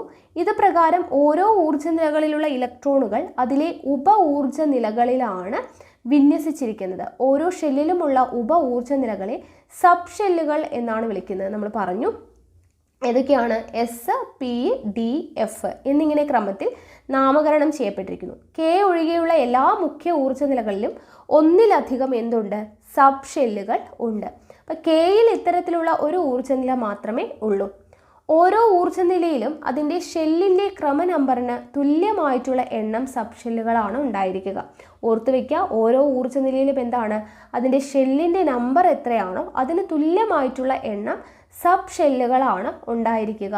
അപ്പോൾ ഒന്നാമത്തെ ഷെല്ലായിട്ടുള്ള കെ എന്ന് പറയുന്നത് ഷെല്ലിൽ 1, അടുത്ത ഷെല്ലായിട്ടുള്ള എല്ലിൽ എത്രയാണ്, ഷെല്ലിൽ 2, എം, എൻ ഷെല്ലുകളിൽ സബ് ഷെല്ലുകളുടെ എണ്ണം അങ്ങനെയാണ് കൊടുത്തിട്ടുള്ളത്. നോക്കുക, ഇവിടെ ഒരു കോളം കൊടുത്തിട്ടുണ്ട്, ഓരോ ഷെല്ലിലെയും സബ് ഷെല്ലുകൾ എത്രയാണ് എന്നുള്ളത്. നമ്മൾ പറഞ്ഞു ഓരോ ഊർജ്ജ നിലയിലും അതിൻ്റെ ഷെല്ലിൻ്റെ ക്രമ നമ്പറിന് തുല്യമായിട്ടുള്ള സബ് ഷെല്ലാണ് എന്ന് പറഞ്ഞു. അപ്പോൾ നമ്മൾ കെ, എൽ, എം, എൻ എന്നൊക്കെ എഴുതി കഴിഞ്ഞാൽ ഇവിടെ നമുക്കറിയാം കെ എന്ന് പറയുന്നത് ഒന്നാമത്തെ ഷെല്ലാണ്, അപ്പോൾ അവിടെ ഒരു സബ് ഷെല്ലായിരിക്കും. എൽ എന്ന് പറയുന്നത് രണ്ടാമത്തെ ആയതുകൊണ്ട് 2 സബ് ഷെൽ ഉണ്ടാവും. എം എന്ന് പറയുന്നത് മൂന്നാമത്തെ ആയതുകൊണ്ട് 3 സബ് ഷെൽ ഉണ്ടാവും. എൻ എന്ന് പറയുന്നത് നാലാമത്തെ ആയതുകൊണ്ട് 4 സബ് ഷെൽ ഉണ്ടാവും. ഓക്കെ, ഇവിടെ കിടക്കുന്നുണ്ടോ, ഷെൽ നമ്പർ 1 ആണ് sub shell S. Shell number 2 ആകുമ്പോൾ 2 ഉണ്ടാവും, എസും പിയും. അടുത്ത 3 ആകുമ്പോൾ എസും പിയും ഡിയും. 4 ആകുമ്പോഴത്തേനും S, P, D, F. Okay, അപ്പോൾ ഷെൽ നമ്പറിനനുസരിച്ചിട്ടാണ് എന്തുണ്ടാവുക, സബ് ഷെൽ ഉണ്ടാവുക. ഓക്കെ, ഇവിടെ നോക്കുക, എല്ലാ ഷെല്ലുകളിലുമുള്ള പൊതുവായ സബ്ഷെൽ ഏതാണ്? പൊതുവായത് ഏതാണ്? എല്ലായിടത്തും ഉള്ളത് എസ് അല്ലേ? എസ് എല്ലായിടത്തും ഉണ്ട്. S, S P, S P D, S P D F ഇങ്ങനെയാണ് പോകുന്നത്. അപ്പോൾ എല്ലാ ഷെല്ലുകളിലും പൊതുവായിട്ടുള്ള സബ്ഷെൽ ഏതാണ്? എസ് ആണ്. ഓരോ സബ്ഷെല്ലും ഏത് ഷെല്ലിലേതാണ് എന്ന് എങ്ങനെയാണ് തിരിച്ചറിയുന്നത്? ഷെല്ലിൻ്റെ ക്രമനമ്പർ കൂടി ചേർത്താലോ? ഉദാഹരണത്തിന് ഒന്നാം ഷെല്ലിലെ എസ് സബ്ഷെല്ലിനെ സൂചിപ്പിക്കാനായിട്ട് 1s എന്നും രണ്ടാം ഷെല്ലിലെ എസ് സബ്ഷെല്ലിനെ 2s എന്നിങ്ങനെ. അതായത് എസ് എന്ന് പറയുന്നത് എല്ലായിടത്തും കോമൺ ആണ്. അപ്പോൾ അത് ഏതിലെയാണ്, ഏത് ഷെല്ലിലെയാണ് എന്നറിയാൻ വേണ്ടിയിട്ട് നമ്മൾ എന്ത് ചെയ്യുന്നു? ആ സബ്ഷെല്ലുകളുടെ കൂടെ അത് ഏത് ഷെല്ലിലാണ് എന്നുള്ളതും കൂടെ നമ്പർ ചേർത്ത് എഴുതുന്നു. അതായത് 1s എന്ന് പറയുമ്പോഴത്തേനും അതെന്തായി? ഒന്നാമത്തെ ഷെല്ലിലെ എസ് സബ്ഷെല്ലാണ് എന്നുള്ളതാണ് 1s എന്ന് പറയുന്നത്. ഇനി 2s ആണെങ്കിലോ രണ്ടാമത്തെ ഷെല്ലിലെ എസ് സബ്ഷെല്ലാണ് എന്നുള്ളതാണ് അർത്ഥം. ഓക്കെ, അപ്പോൾ അതിനു വേണ്ടിയിട്ടാണ് ഈ നമ്പർ ഇങ്ങനെ കൊടുക്കുന്നത്. അപ്പോൾ ഇവിടെ 1s സബ്ഷെല്ലുകൾ, ഇവിടെയോ ഇവിടെ 2s, ഇവിടെ 2p അല്ലേ? രണ്ടാമത്തെ സബ്ഷെല്ലിലെ എസ് ആണ്, രണ്ടാമത്തെ ഷെല്ലിലെ എസ് സബ്ഷെല്ലാണ്. അപ്പോൾ 2s 2p. ഇനി ഇവിടെയാണെങ്കിലോ 3s 3p 3d. അത് കഴിഞ്ഞ് ഇവിടെ 4s 4p 4d 4f. Okay, അപ്പോൾ അതാത് ഷെല്ലിൻ്റെ നമ്പർ ഫ്രണ്ടിൽ കൊടുക്കുന്നു. ഇനി നോക്കാം, സബ്ഷെല്ലിലെ ഇലക്ട്രോണുകളുടെ എണ്ണം. ഓരോ ഷെല്ലിലുമുള്ള സബ്ഷെല്ലുകൾ എന്തൊക്കെയാണ് അല്ലെങ്കിൽ ഏതൊക്കെയാണ് എന്നുള്ളത് നമ്മൾ പട്ടിക നോക്കി മനസ്സിലാക്കി. ഓരോ ഷെല്ലിലും ഉൾക്കൊള്ളാവുന്ന പരമാവധി ഇലക്ട്രോണുകളുടെ എണ്ണം എത്രയാണ് എന്നുള്ളത് നമുക്കറിയാം അല്ലേ? കെയിൽ 2 ആണ്, എല്ലിൽ എത്രയാണ്? 8 ആണ്, എമ്മിൽ 18 ആണ്, അത് നമുക്കറിയാം. എങ്കിൽ ഓരോ സബ്ഷെല്ലിലും ഉൾക്കൊള്ളാവുന്ന ഇലക്ട്രോണുകളുടെ എണ്ണം അതുപോലെ തന്നെ ഉണ്ട്. പരമാവധി ഇലക്ട്രോണുകളുടെ എണ്ണം എത്രയാണെന്നുള്ളതുണ്ട് അല്ലേ? അപ്പോൾ അതാണ് ഇനി ഇവിടെ പറയാൻ വേണ്ടി പോകുന്നത്. നോക്കുക, ഓരോ ഷെല്ലിലും ഉൾക്കൊള്ളാവുന്ന പരമാവധി ഇലക്ട്രോണുകളുടെ എണ്ണം ഇവിടെ നോക്കുക 2, 8, 18, 32, അത് നമുക്കറിയാം. ഇനി സബ്ഷെല്ലുകളിൽ ഉൾക്കൊള്ളാവുന്ന പരമാവധി ഇലക്ട്രോണുകളുടെ എണ്ണം എത്രയാണ് എന്നുള്ളതാണ് ചോദിച്ചിരിക്കുന്നത്. അതായത് ഇവിടെ നോക്കുക, ഓരോ സബ്ഷെല്ലിലും ഉൾക്കൊള്ളാവുന്ന പരമാവധി ഇലക്ട്രോണുകളുടെ എണ്ണമാണ് ഇവിടെ കോളം ആക്കിയിട്ട് കൊടുത്തിട്ടുള്ളത്. ഈ ഒരു കോളം പഠിച്ചു വെക്കുക. എസ് സബ്ഷെല്ലിൽ വരുന്ന ഇലക്ട്രോണുകളുടെ എണ്ണം 2, പിയിൽ പരമാവധി 6, ഡിയിൽ 10, എഫിൽ 14. ഓക്കെ, 2, 6, 10, 14 ഇങ്ങനെയാണ് വരുന്നത്. എസ് പി ഡി എഫ് 2, 6, 10, 14 ഇത് പഠിച്ചു വയ്ക്കുക. അടുത്തത് സബ്ഷെല്ലിലെ ഇലക്ട്രോൺ പൂരണം. ഊർജം കൂടി വരുന്ന ക്രമത്തിലാണ് ഷെല്ലുകളിൽ ഇലക്ട്രോണുകളുടെ നിറയുന്നതെന്ന് നമ്മൾ മനസ്സിലാക്കി അല്ലേ? ഊർജം കൂടി വരുന്ന ക്രമത്തിലാണ് ഷെല്ലുകളിൽ ഇലക്ട്രോണുകൾ നിറയുന്നത്. ഉദാഹരണത്തിന് കാർബണിൻ്റെ ഇലക്ട്രോൺ വിന്യാസം നമ്മൾ പഠിച്ചു 2, 4 ആണ്. ആദ്യത്തെ 2 ഇലക്ട്രോൺ ഊർജം കുറഞ്ഞ കെ ഷെല്ലിലും ബാക്കി 4 ഇലക്ട്രോൺ എവിടെയാണ്? ഊർജം കൂടിയ എൽ ഷെല്ലിലുമായിരിക്കും നിറയുന്നത്. ഇതുപോലെ ആറ്റത്തിലെ ഇലക്ട്രോണുകൾ സബ്ഷെല്ലിൽ വിന്യസിക്കപ്പെടുമ്പോൾ ഊർജം കുറഞ്ഞ സബ്ഷെല്ലിൽ നിന്ന് കൂടിയതിലേക്ക് ക്രമമായി നിറയുന്നു. ഇതിനെയാണ് സബ്ഷെൽ ഇലക്ട്രോൺ വിന്യാസം എന്ന് പറയുന്നത്. അപ്പോൾ കാർബണിൻ്റെ സബ്ഷെൽ ഇലക്ട്രോൺ വിന്യാസം എത്രയായിരിക്കും എന്നാണ് ചോദിച്ചിരിക്കുന്നത്. അതായത് നോക്കുക, സബ്ഷെൽ ഇലക്ട്രോൺ വിന്യാസം എഴുതാനായിട്ട് പഠിക്കാൻ വേണ്ടി പോവുകയാണ്. മൂലക ആറ്റത്തിലെ ഇലക്ട്രോണുകളുടെ എണ്ണം അതിൻ്റെ അറ്റോമിക നമ്പറിന് സമമാണ്. നമ്മൾ പഠിച്ചു അല്ലേ? ആറ്റത്തിലെ ഇലക്ട്രോണുകളുടെ എണ്ണം അറ്റോമിക നമ്പറിന് സമമാണ്. അപ്പോൾ ഹൈഡ്രജൻ്റെ അറ്റോമിക നമ്പർ എന്ന് പറയുന്നത് 1 ആണ്. അപ്പോൾ എത്ര ഇലക്ട്രോൺ ഉണ്ടാവും? 1 ഇലക്ട്രോൺ ആണ് ഉണ്ടാവുക. ഏത് ഷെല്ലിലാണ് ഇലക്ട്രോൺ വന്നു ചേരുന്നത്? ഒരെണ്ണയാണ് ഉള്ളത്. അപ്പോൾ കെ ഷെല്ലിലായിരിക്കും വരിക. ഏത് സബ് ഷെല്ലിലായിരിക്കും? ഒന്നാമത്തെ ഷെല്ലിലാണ്. അപ്പോൾ സബ് ഷെൽ എന്ന് പറയുന്നത് അത് ഒന്നാമത്തെയാണ്. അപ്പോൾ എസ്സിലാണ് വരിക അല്ലേ? അപ്പോൾ 1s ഹൈഡ്രജൻ്റെ സബ് ഷെൽ ഇലക്ട്രോൺ വിന്യാസം എന്ന് പറയുന്നത് എന്താണ്? 1 അല്ലേ? ഒന്നാമത്തെ ഷെല്ലിലാണ്. അപ്പോൾ ഒന്നാമത്തെ സബ് ഷെല്ലാണ് എസ്. അതിൽ 1 ഇലക്ട്രോൺ ആണ് ഉള്ളത്. അപ്പോൾ 1s1 എന്നാണ് ഇത് വായിക്കേണ്ടത്. ഓക്കെ, 1s1 എന്നാണ് വായിക്കേണ്ടത്. ഇനി ഹീലിയത്തിൽ എത്ര ഇലക്ട്രോണുകൾ ഉണ്ട്? ഹീലിയത്തിൽ എത്ര ഇലക്ട്രോണുകൾ ഉണ്ട് നമുക്കറിയാം, 2 ആണ് അല്ലേ? ഹീലിയത്തിൻ്റെ ഇലക്ട്രോണുകളുടെ എണ്ണം 2 ആണ്. അതും ഏതിലാണ് വരിക? ഒന്നാമത്തെ ഷെല്ലിലാണ് വരുന്നത് അല്ലേ? അപ്പോൾ ഫസ്റ്റ് ആണ്. അപ്പോൾ 1 സബ് ഷെൽ ഏതാണ്? എസ് ആണ്. 2 ഇലക്ട്രോണുകൾ ആയതുകൊണ്ട് 2 ആണ്. അപ്പോൾ 1s2 എന്നാണ് നമ്മൾ വായിക്കുക. ഇനി ലിഥിയത്തിൻ്റെ ആകുമ്പോഴത്തേനും 3 ഇലക്ട്രോൺ ആകും അല്ലേ? ഇവിടെ ശ്രദ്ധിക്കേണ്ട കാര്യം എന്താണ്? ലിഥിയത്തിൻ്റെ 3 ഇലക്ട്രോണുകളാണ് അല്ലേ? ലിഥിയത്തിന് 3 ഇലക്ട്രോണുകളാണ്. പക്ഷേ നമുക്കത് ഒന്നാമത്തെ ഇതിൽ സബ്ഷെൽ എസ് 3 1s3 എന്ന് എഴുതാൻ പറ്റുമോ? ഇല്ല. കാരണം എന്താണ്? എസ് സബ്ഷെല്ലിൽ ഉൾക്കൊള്ളാവുന്ന പരമാവധി ഇലക്ട്രോണുകളുടെ എണ്ണം എന്ന് പറയുന്നത് 2 ആണ്. അപ്പോൾ നമുക്ക് 1s3 എന്ന് എഴുതാനായിട്ട് പറ്റില്ല. അപ്പോൾ നമ്മൾ എന്ത് ചെയ്യണം? 1s ൽ കൊള്ളുന്ന പരമാവധി 2 ആണ്. ബാക്കി ഒരെണ്ണം എങ്ങോട്ട് പോകും? അടുത്ത ഷെല്ലിലോട്ട് പോകും. അടുത്ത ഷെല്ലെന്ന് പറയുമ്പോൾ 2s മുകളിലൊരു 1. ഓക്കെ, അപ്പോൾ 1s2 2s1 എന്നുള്ളത് വരും. ഓക്കെ, അപ്പോൾ 1s2 2s1 എന്നുള്ളതാണ് ലിഥിയത്തിൻ്റെ സബ്ഷെൽ ഇലക്ട്രോൺ വിന്യാസം. ഓക്കെ ആണല്ലോ, മനസ്സിലായെന്ന് വിശ്വസിക്കുന്നു. ആദ്യം നമ്മൾ ഹൈഡ്രജൻ്റെ ഒരു ഇലക്ട്രോൺ ആയതുകൊണ്ട് ഒന്നാമത്തെ ഷെല്ലിൽ ഒന്നാമത്തെ സബ്ഷെൽ 1s1 എന്നുള്ളത് നമ്മൾ എഴുതി. ഹൈഡ്രജൻ്റെ എന്താണ് ഒന്നാമത്തെ ഇലക്ട്രോണുകളുടെ എണ്ണം 1 ആണ്, ഷെല്ല് 1 ആണ്, അപ്പോൾ 1s1 എന്ന് എഴുതി.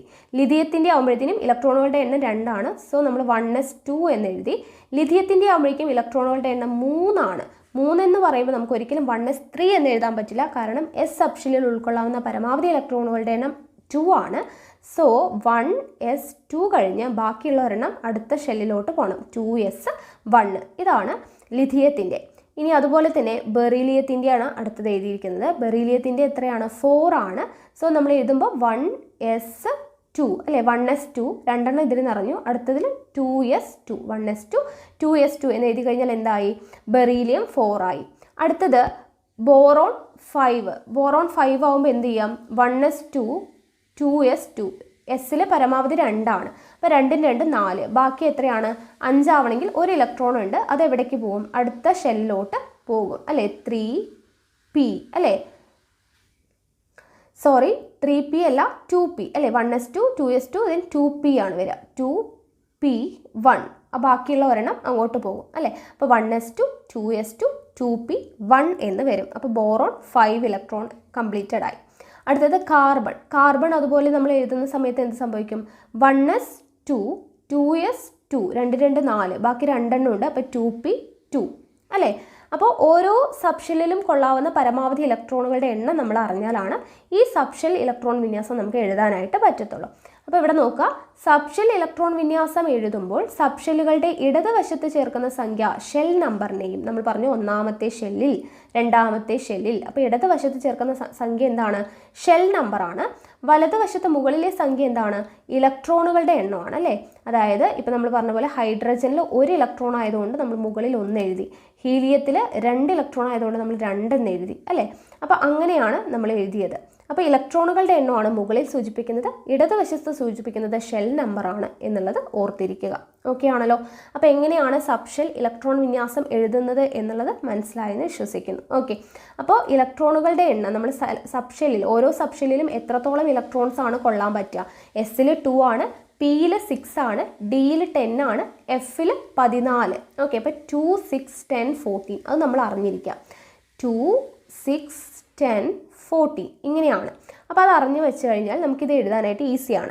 ഇവിടെ നോക്കുക, നൈട്രജൻ 7 ആണ്. അപ്പോൾ ഇവിടെ ഇലക്ട്രോൺ വിന്യാസം നോക്കുക, 1s2 2s2, അപ്പോൾ 2 2 4 ആയി, ബാക്കി 3 എണ്ണം ഇവിടെ 2p3. അടുത്ത എഫ് 9 ആണ്. അപ്പോൾ ഇവിടെ എത്ര വരും? 1s2 അല്ലേ, ആദ്യത്തേൽ 2 ആണ്, എസിൻ്റെ പരമാവധി ഇലക്ട്രോൺ 2 ആണ്, ദെൻ 2s2 2 2 4 ആയി, ബാക്കി എത്രയുണ്ട്? 2p5. ബാക്കി 5ഉം നമുക്ക് എവിടെ ഉൾപ്പെടുത്താം? പിയിൽ ഉൾപ്പെടുത്താം. കാരണം എന്താണ്? പിയിൽ പരമാവധി 6 ഇലക്ട്രോൺ വരെ പോകും അല്ലേ. അപ്പോൾ ഇവിടെ 1s2 2s2 2p5 എന്നാണ് വരിക. ഓക്കെ, ഫില്ല് ചെയ്യുക കേട്ടോ. അടുത്തത് സോഡിയം ആണ്. സോഡിയം 11 അല്ലേ, 11 ആണ്. അപ്പോൾ ഇവിടെ എന്ത് വരും? 1s2 2s2 അത് 2 നമ്മൾ എഴുതി. ഇനി 11 ആയതുകൊണ്ട് ഇവിടെ 4 ആയിട്ടുള്ളൂ, ബാക്കി അപ്പോൾ പിയിൽ എത്ര എണ്ണമാണ് പരമാവധി ഇലക്ട്രോൺ? 6 ആണ്. അപ്പോൾ 2p6 അവിടെ കംപ്ലീറ്റ് ആയിട്ട് എഴുതി. അപ്പോൾ 2 2 4 6 10 ആയി, ബാക്കി ഒരെണ്ണം എങ്ങോട്ട് പോകും? അടുത്ത ഷെല്ലിലോട്ട് 3s1 പോകും. 1s2 2s2 2p6 3s1, അപ്പോൾ 11 ആയി. ഓക്കെ, ഇനി അടുത്തത് അലൂമിനിയം 13 ആണ്. അപ്പോൾ എങ്ങനെ വരും? 1s2 2s2 2p6 എത്രയായി? 6 2 8 2 10. ഇനി ബാക്കി 3 ആണ് ഉള്ളത് അല്ലേ, 3 എണ്ണമാണ് ഉള്ളത്. അപ്പോൾ 3sൽ എത്രയേ പറ്റുള്ളൂ? 3 എണ്ണം ഉണ്ട്, അത് 3 മുഴുവൻ എഴുതാൻ പറ്റുമോ? ഇല്ല. എസ് സെപ്ഷനിൽ എത്രയേ പറ്റുള്ളൂ? 2 ഇലക്ട്രോണേ പറ്റുള്ളൂ. അപ്പോൾ 3s2 എന്ന് നമ്മൾ എഴുതി. എസ്സിൽ പരമാവധി 2 ഇലക്ട്രോൺ, ബാക്കി 1 ഉണ്ട്, അത് പിയിലോട്ട് പോകും. ഓക്കെ, അപ്പോൾ 1s2 2s2 2p6 3s2 3p1. എന്തുകൊണ്ടാണ്? എസ്സിൽ നമുക്ക് പരമാവധി 2 ഇലക്ട്രോണേ പറ്റത്തുള്ളൂ. ഓക്കെ ആണല്ലോ. അടുത്തത് ക്ലോറിൻ്റെ നമുക്ക് എഴുതി നോക്കാം. 17 ആണ് അല്ലേ. അപ്പോൾ നമുക്ക് എഴുതാം 1s2 2s2 എന്നെഴുതി, ദെൻ 2p6 എഴുതി, അപ്പോൾ എത്രയായി? 6ഉം 2ഉം 8, 8ഉം 2ഉം 10 ആയി. ഇനി ബാക്കി 7 ഉണ്ട് അല്ലേ? 7 ഉണ്ട്. അപ്പോൾ 2p കഴിഞ്ഞ് കഴിഞ്ഞാൽ അടുത്ത ആരാണ്? 3s. 3s2, എസ്സിൽ 2 പറ്റുള്ളൂ. അപ്പോൾ 3s2 എഴുതി. അപ്പോൾ എത്രയായി? 10ഉം 2ഉം 12. ബാക്കി 5 ഉണ്ട്. അത് എങ്ങോട്ട് പോകും? 3p5 പോകും. ഓക്കെ, അപ്പോൾ 1s2, 2s2, 2p6, 3s2, 3p5. Okay, 17 ക്ലോറിൻ്റെ കിട്ടി. അടുത്തത് 18 ആർഗണിൻ്റെ ആകുമ്പോഴത്തേനും എങ്ങനെ വരും? 1s2, 2s2, 2p6 അല്ലേ? അപ്പോൾ 6ഉം 2ഉം 8ഉം 2ഉം 10. ഇനി 8 ഉണ്ട് അല്ലേ? അപ്പോൾ 3s2 എഴുതി. ബാക്കി എത്രയുണ്ട്? 2 പോയി കഴിഞ്ഞാൽ 6 ഉണ്ട്. അപ്പോൾ അത് എവിടേക്ക് പോകും? 3p6. ഓക്കെ, പിയിൽ 6 ഉൾക്കൊള്ളാമല്ലോ, അതുകൊണ്ട് 3p6 വരെ. അപ്പോൾ 1s2, 2s2, 2p6, 3s2, 3p6 എന്നുള്ളതാണ് ആർഗണിൻ്റേത് വരിക. ഓക്കെ ആണല്ലോ? അപ്പോൾ ഇങ്ങനെയാണ് സബ്ഷെൽ ഇലക്ട്രോൺ വിന്യാസം നമ്മൾ എഴുതുന്നത്. അതൊന്ന് മനസ്സിലാക്കി വയ്ക്കുക. ഓക്കെ, അപ്പോൾ ഇതുപോലെ തന്നെയാണ് അറ്റോമിക നമ്പർ 19 ആയിട്ടുള്ള പൊട്ടാസ്യത്തിൻ്റെ കാര്യം. ഇങ്ങനെയാണ് നമ്മൾ എഴുതുന്നത്. ഇവിടെ നോക്കുക, ഇവിടെ നമുക്കൊരു ഗ്രാഫ് തന്നിട്ടുണ്ട്. ഓരോ ഷെല്ല് ഇവിടെ തന്നിട്ടുണ്ട്, അവിടെ ഊർജ്ജം തന്നിട്ടുണ്ട്. അപ്പോൾ ഓരോ ഷെല്ല് കഴിയുന്തോറും ഊർജ്ജം കൂടി വരികയാണ്. അപ്പോൾ ഊർജ്ജം കൂടുന്ന ക്രമത്തിൽ എഴുതാനാണ് പറഞ്ഞിരിക്കുന്നത്. അപ്പോൾ ഏറ്റവും കുറവ് ഊർജ്ജം ആർക്കാണ്? 1s-നാണ് ഏറ്റവും കുറവ്.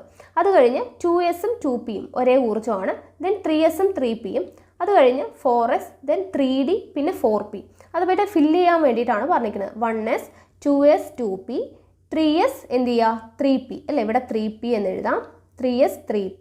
അത് കഴിഞ്ഞ് ആരാണ് വരിക? 4s ആണ് വരിക. 4s, 3p, 4s. അത് കഴിഞ്ഞ് 3d, അത് കഴിഞ്ഞ് 4p. ഇങ്ങനെയാണ് വരുന്നത്. എനർജീനനുസരിച്ച്, ഊർജ്ജത്തിനനുസരിച്ചിട്ടാണ് നമ്മൾ എഴുതുന്നത്. അപ്പോൾ ഇതിൻ്റെ ഓർഡർ എങ്ങനെയാണ്? കുറയുന്നതിൽ നിന്ന് കൂടുതലോട്ട് എഴുതുവാണ്. അപ്പോൾ 1s, 2s, 2p, 3s, 3p, 4s, 3d, 4p. Okay, 4s കഴിഞ്ഞ് 3d ആണ് വരുന്നത് കേട്ടോ, അത് മാറിപ്പോവരുത്. ഇതൊന്ന് പഠിച്ചു വെച്ചേക്കണം. Okay, 1s, 2s, 2p, 3s, 3p, 4s, 3d കഴിഞ്ഞിട്ടാണ് 4p വരുന്നത്. ഓക്കെ, അപ്പോൾ നമ്മൾ പൊട്ടാസ്യത്തിൻ്റെ ഇലക്ട്രോൺ വിന്യാസം എഴുതുന്ന സമയത്ത് 3dയിൽ വരുന്നതാണ്. ഓക്കെ, അപ്പോൾ അത് നമുക്കൊന്ന് എഴുതി നോക്കാം. പൊട്ടാസ്യത്തിൻ്റെ എത്രയാണ്? 19 ആണ് എന്ന് നമുക്ക് അറിയാം അല്ലേ? അറ്റോമിക നമ്പർ എത്രയാണ് പൊട്ടാസ്യത്തിൻ്റെ? 19 ആണ്. അപ്പോൾ നമുക്കതൊന്ന് എഴുതി നോക്കാം. ഓക്കെ, 19 വരുന്ന സമയത്ത് നമുക്ക് എങ്ങനെ എഴുതാം? ഇപ്പം നമ്മൾ എഴുതിയതുപോലെ തന്നെ 1s2, 2s2, 2p6. അപ്പോൾ 6ഉം 2ഉം 8ഉം 2ഉം 10 ആയി. ഇനി എത്ര വരണം? 9 എണ്ണം വരണം അല്ലേ? അപ്പോൾ 1s2, 2s2, 2p6. അടുത്തത് 3s2 എഴുതി. ഇനി എത്ര എണ്ണം ഉണ്ട്? 7 എണ്ണം ഉണ്ട് അല്ലേ? 6ഉം 2ഉം 8ഉം 2ഉം 10ഉം 2ഉം 12. ഇനി 19 ആവണമെങ്കിൽ 7 എണ്ണം വേണം. പക്ഷെ നമ്മുടെ അടുത്തത് 3s കഴിഞ്ഞാൽ 3p ആണ്. 3pയിൽ നമുക്ക് എത്ര എഴുതാൻ പാടില്ല? 3pയിൽ നമുക്ക് 6 പാടുള്ളൂ, 7 എഴുതാൻ പാടില്ല. അപ്പോൾ നമ്മൾ എന്ത് ചെയ്തു? 6 എഴുതി. അപ്പോൾ എത്രയായി?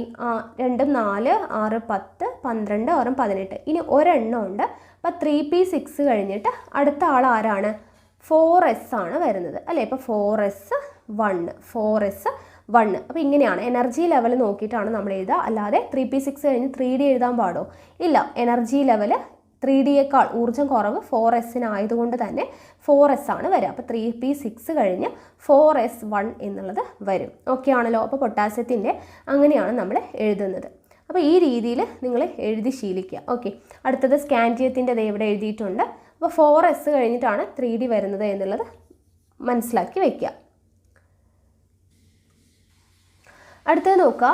അറ്റോമിക നമ്പർ കൂടിയ മൂലകങ്ങളുടെ സബ്ഷെൽ ഇലക്ട്രോൺ വിന്യാസം എഴുതുമ്പോൾ ആ മൂലകത്തിന് തൊട്ട് മുമ്പുള്ള പീരീഡിലെ ഉത്കൃഷ്ട മൂലകത്തിൻ്റെ പ്രതീകം ബ്രാക്കറ്റിൽ കാണിച്ച് തുടർന്നുള്ള സബ്ഷെൽ വിന്യാസം മാത്രം എഴുതിയാൽ മതിയാകും. അതായത് എന്താണ് ഇവിടെ ഉദ്ദേശിക്കുന്നത് വെച്ചാൽ അറ്റോമിക നമ്പർ കൂടിയ മൂലകങ്ങളുടെ, ഇപ്പോൾ പൊട്ടാസ്യം 19 നമുക്ക് തന്നിട്ടുണ്ട് അല്ലേ?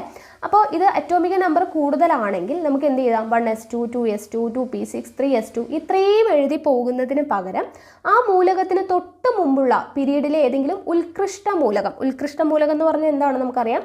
ബാഹ്യതമ ഷെല്ലിൽ 8 ഇലക്ട്രോൺ അല്ലേ? കംപ്ലീറ്റ് ആയിട്ടുള്ള മൂലകങ്ങളെയാണ് ഉത്കൃഷ്ടവാദങ്ങൾ എന്ന് പറയുന്നത്. അപ്പോൾ ആ ഒരു മൂലകത്തിൻ്റെ പ്രതീകം ബ്രാക്കറ്റിൽ കാണിച്ചിട്ട് ബാക്കി എത്ര വരുന്നുണ്ടോ അത്രയും എഴുതിയാലും മതി എന്നാണ് പറയുന്നത്. ഉദാഹരണത്തിന് ഇവിടെ കൊടുത്തിട്ടുണ്ട് പൊട്ടാസ്യം 19 ആണ് അല്ലേ? അപ്പോൾ ഇവിടെ 1s2, 2s2, 2p6, 3s2, 3p6, 4s1 എന്നാണെന്നുള്ളത് നമ്മൾ അറിഞ്ഞു. അപ്പോൾ ഇതിന് തൊട്ട് മുമ്പുള്ള പീരീഡിലെ ഉത്കൃഷ്ട മൂലകമായിട്ടുള്ള ആർഗണിൻ്റെ ഇലക്ട്രോൺ വിന്യാസം എത്രയാണ്? 18 നമുക്കറിയാം. ആർഗൺ 18. അപ്പോൾ 1s2 2s2 2p6 3s2 3p6 എന്ന് പറയുന്നത് 18 വരെയായി. അപ്പോൾ 18 എന്ന് പറയുന്നത് ആർഗണിൻ്റെ ആണ്. അപ്പോൾ ഇത്രയും ഭാഗം ആരുടെയാണ്? ആർഗണിൻ്റെ ഇലക്ട്രോൺ വിന്യാസമാണ്. സോ ആർഗൺ എന്ന് എഴുതി കഴിഞ്ഞിട്ട് എന്ത് ചെയ്യുക? ഇത് ബ്രാക്കറ്റിൽ ഇട്ടതിന് ശേഷം ബാക്കി എത്രയുണ്ട്? 4s1 ഉണ്ട് അല്ലേ? 4s1 ഉണ്ട്. അത് മാത്രം എഴുതിയാൽ മതി. ആർഗൺ എന്ന് ബ്രാക്കറ്റിൽ എഴുതിയിട്ട് 4s1 എന്ന് എഴുതി കഴിഞ്ഞാലും എന്താണ്? നമുക്ക് അങ്ങനെയും സബ്ഷെൽ വിന്യാസം എഴുതാം എന്നാണ് പറയുന്നത്. ഓക്കെ, അപ്പോൾ ആർഗൺ 4s1 എന്ന് എഴുതി കഴിഞ്ഞാൽ അതെന്താണ്? ആർഗണിൻ്റെ നമുക്കറിയാം 18 പ്ലസ് ഇവിടെ 4s1 എന്ന് പറയുമ്പോൾ ഒന്നും കൂടി ഉണ്ട്. അപ്പോൾ 18 1 19. സോ ഇത് പൊട്ടാസ്യത്തിൻ്റെ സബ്ഷെൽ വിന്യാസമാണ്, ഇലക്ട്രോൺ സബ്ഷെൽ വിന്യാസമാണ് എന്നുള്ളത് നമുക്ക് മനസ്സിലാക്കാനായിട്ട് പറ്റും. മനസ്സിലായല്ലോ? അപ്പോൾ ഇനി അതുപോലെ ഒരു എക്സാമ്പിൾ ഇവിടെ കൊടുത്തിട്ടുണ്ട്. സോഡിയത്തിൻ്റെ Na11 അല്ലേ? അപ്പോൾ സോഡിയത്തിൻ്റെ മുന്നുള്ള ആൾ ആരാണ് എന്നാണ് ചോദിച്ചിട്ടുള്ളത്. നമുക്കറിയാം സോഡിയം 11 അല്ലേ? അപ്പോൾ അതിന് മുന്നേ നമുക്കിതൊന്ന് എഴുതാം. ഇലക്ട്രോൺ വിന്യാസം 1s2 2s2 2p6 അല്ലേ? 1s2 2s2 2p6. അപ്പോൾ 6 2 8 2 10 ദെൻ 2p6 കഴിഞ്ഞാൽ 3s1. അപ്പോൾ 11 അപ്പോൾ ഇവിടെ 10 വരുന്നത് 6 2 8 2 10. അപ്പോൾ 1s2 2s2 2p6. ഈ 10 വരുന്നത് ആരുടെയാണ്? നിയോൺ ആണ്. നിയോൺ 10 അല്ലേ? അപ്പോൾ നിയോൺ 10 ആയതുകൊണ്ട് തന്നെ നമുക്ക് നിയോൺ എന്ന് ബ്രാക്കറ്റിൽ എഴുതിയിട്ട് എന്ത് ചെയ്യാം? ബാക്കിയുള്ള 3s1 എന്ന് എഴുതി കഴിഞ്ഞാൽ ഇതെന്തായി? നിയോണിൻ്റെ 10 നമുക്കറിയാം. ഇവിടെ 3s1 ഉണ്ട്. അപ്പോൾ 11 എന്ന് പറയുന്നത് എന്തായി? സോഡിയത്തിൻ്റെ ആണ് എന്നുള്ളത്. ഓക്കെ, അപ്പോൾ നിയോണിൻ്റെ പ്രതീകം ചേർത്തിട്ട് നമുക്ക് എഴുതുമ്പോൾ നിയോൺ ബ്രാക്കറ്റ് ഇട്ടു, ദെൻ 3s1 എന്തായി? സോഡിയത്തിൻ്റെ സബ്ഷെൽ ഇലക്ട്രോൺ വിന്യാസമായി. അപ്പോൾ ഇങ്ങനെ നമുക്ക് എഴുതാമെന്നാണ് പറയുന്നത്. അപ്പോൾ ഇതുപോലെ സ്കാൻഡിയം, കാൽഷ്യം, മഗ്നീഷ്യം ഇതെല്ലാം നമുക്കിവിടെ കൊടുത്തിട്ടുണ്ട്. ഇവിടെ സ്കാൻഡിയം 21. അപ്പോൾ ഇവിടെ 18 എന്ന് പറയുന്നത് ആർഗണിൻ്റെ ആണ്. അത് കഴിഞ്ഞിട്ട് ആരുടെ ബാക്കിയുള്ളത് എഴുതിയിട്ടുണ്ട്. അതുപോലെ തന്നെ നമുക്ക് എന്ത് ചെയ്യാം? കാൽഷ്യത്തിൻ്റെയും മഗ്നീഷ്യത്തിൻ്റെയും എല്ലാം എഴുതാൻ വേണ്ടി പറ്റും. ഓക്കെ, അപ്പോൾ അതൊന്ന് എഴുതി ശീലിക്കുക കേട്ടോ. ഇനി അടുത്തത് ക്രോമിയത്തിൻ്റെയും കോപ്പറിൻ്റെയും ഇലക്ട്രോൺ വിന്യാസത്തിലെ പ്രത്യേകതയാണ് പറഞ്ഞിട്ടുള്ളത്. നോക്കുക, ക്രോമിയം 24 അതിൻ്റെ സബ്ഷെൽ ഇലക്ട്രോൺ വിന്യാസം എഴുതുക. നമ്മളിപ്പോൾ എഴുതിയതുപോലെ തന്നെയാണ്. ക്രോമിയത്തിൻ്റെ സ്ഥിരതയുള്ള സബ്ഷെൽ ഇലക്ട്രോൺ വിന്യാസം എത്രയാണ്? 1s2 2s2 2p6 3s2 3p6 3d5 4s1. ഇതാണ് ഇലക്ട്രോൺ വിന്യാസം ക്രോമിയത്തിൻ്റെ. ഇതിന് കാരണം എന്താണ്? അതായത് നമ്മൾ നേരത്തെ പറഞ്ഞതുപോലെ എഴുതുകയാണെങ്കിൽ 3p6 കഴിഞ്ഞ് ശരിക്കും വരേണ്ടത് എന്താണ്? 4s1 ആണ്. അത് കഴിഞ്ഞിട്ടാണ് 3d വരേണ്ടത്. അതായത് നമ്മൾ ഊർജ്ജം അനുസരിച്ച് പറയുമ്പോൾ 4s കഴിഞ്ഞിട്ടാണ് 3d വരുന്നത് എന്ന് നമ്മൾ നേരത്തെ പറഞ്ഞു അല്ലേ? പക്ഷേ ഇവിടെ 3d കഴിഞ്ഞിട്ടാണ് 4s വരുന്നത്. അതെന്തുകൊണ്ടാണ് എന്നാണ് ഇവിടെ പറയുന്നത്. ഓക്കെ, അപ്പോൾ അതിന് കാരണം, ക്രോമിയത്തിൻ്റെ ഇങ്ങനെ വരാനായിട്ട് കാരണം എന്താണ്? ഡി സബ്ഷെല്ലിന് പരമാവധി 10 ഇലക്ട്രോണുകൾ ഉൾക്കൊള്ളുവാൻ കഴിയും. ഈ സബ്ഷെൽ പൂർണ്ണമായി നിറഞ്ഞിരിക്കുന്നതോ പകുതി മാത്രം നിറഞ്ഞിരിക്കുന്നതോ ആയിട്ടുള്ള ക്രമീകരണങ്ങൾ മറ്റുള്ളവയേക്കാൾ സ്ഥിരത കൂടിയതാണ്. നമ്മൾ പറഞ്ഞു ഡിയിൽ പരമാവധി 10 ഇലക്ട്രോൺ ആണെന്ന് പറഞ്ഞു. അപ്പോൾ ഈ ഡി സബ്ഷെൽ എന്ന് പറയുന്നത് ഒന്നുകിൽ 10 ഇല്ലെങ്കിൽ 10ൻ്റെ പകുതി 5, 10 അല്ലെങ്കിൽ അതിൻ്റെ പകുതി, ഇങ്ങനെ പൂർണ്ണമായിട്ടോ അല്ലെങ്കിൽ പകുതി മാത്രം നിറഞ്ഞിരിക്കുന്നതോ ആണ് ഏതിനേക്കാൾ? മറ്റുള്ളവയേക്കാൾ സ്ഥിരത കൂടുതലായിട്ടുണ്ടാവുക. അപ്പോൾ ഇതിൻ്റെ അടിസ്ഥാനത്തിലാണ് D4s2 D9s2 എന്നീ ഇലക്ട്രോൺ ക്രമീകരണം വരേണ്ട ആറ്റങ്ങളിൽ എന്ത് ചെയ്യുന്നത്? സ്ഥിരതയ്ക്ക് വേണ്ടിയിട്ട് ഇലക്ട്രോൺ പൂരണത്തിൽ ചില മാറ്റങ്ങൾ ഉണ്ടായിരിക്കും. ഇതുപോലെ എഫ് സബ്ഷെല്ലിൽ F7 F14 ക്രമീകരണങ്ങളും കൂടുതൽ സ്ഥിരതയുള്ളവയാണ്. അതായത് ഇപ്പോൾ പറഞ്ഞത് എന്താണ്? ഡിയിൽ 10 എണ്ണമാണ് മാക്സിമം നിറയാൻ പറ്റുക. അപ്പോൾ ഒന്നുകിൽ 10 അല്ലെങ്കിൽ അതിൻ്റെ പകുതി 5 ആയിട്ടുള്ള ക്രമീകരണങ്ങൾ നമ്മൾ നടത്തുന്നത് എന്തിനു വേണ്ടിയിട്ടാണ്? സ്ഥിരത കൂടുതലാവാൻ വേണ്ടിയിട്ടാണ്.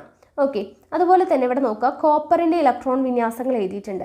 ശരിക്കും നമ്മൾ എഴുതുന്നത് എങ്ങനെയാണ്? എനർജി ലെവൽ നോക്കുമ്പോൾ 1s2 2s2 2p6 3s2 3p6 3d9 4s2 ഇങ്ങനെ.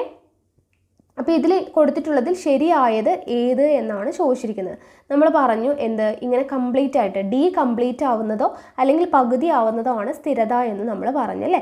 അപ്പോൾ നമുക്ക് എന്ത് ചെയ്യാം? ഇവിടെ ഇതാണ് കറക്റ്റായിട്ട് വരുന്നത്. ഓക്കെ, കാരണം എന്താണ്? ഇവിടെ D10 എന്ന് പറയുമ്പോൾ ഡി കംപ്ലീറ്റ് ആയി, 4s1 എന്ന് പറയുമ്പോൾ എസ്സിൽ അവിടെ പകുതി, അപ്പോൾ ഇവിടെ സ്ഥിരത കൂടുതലാണ്.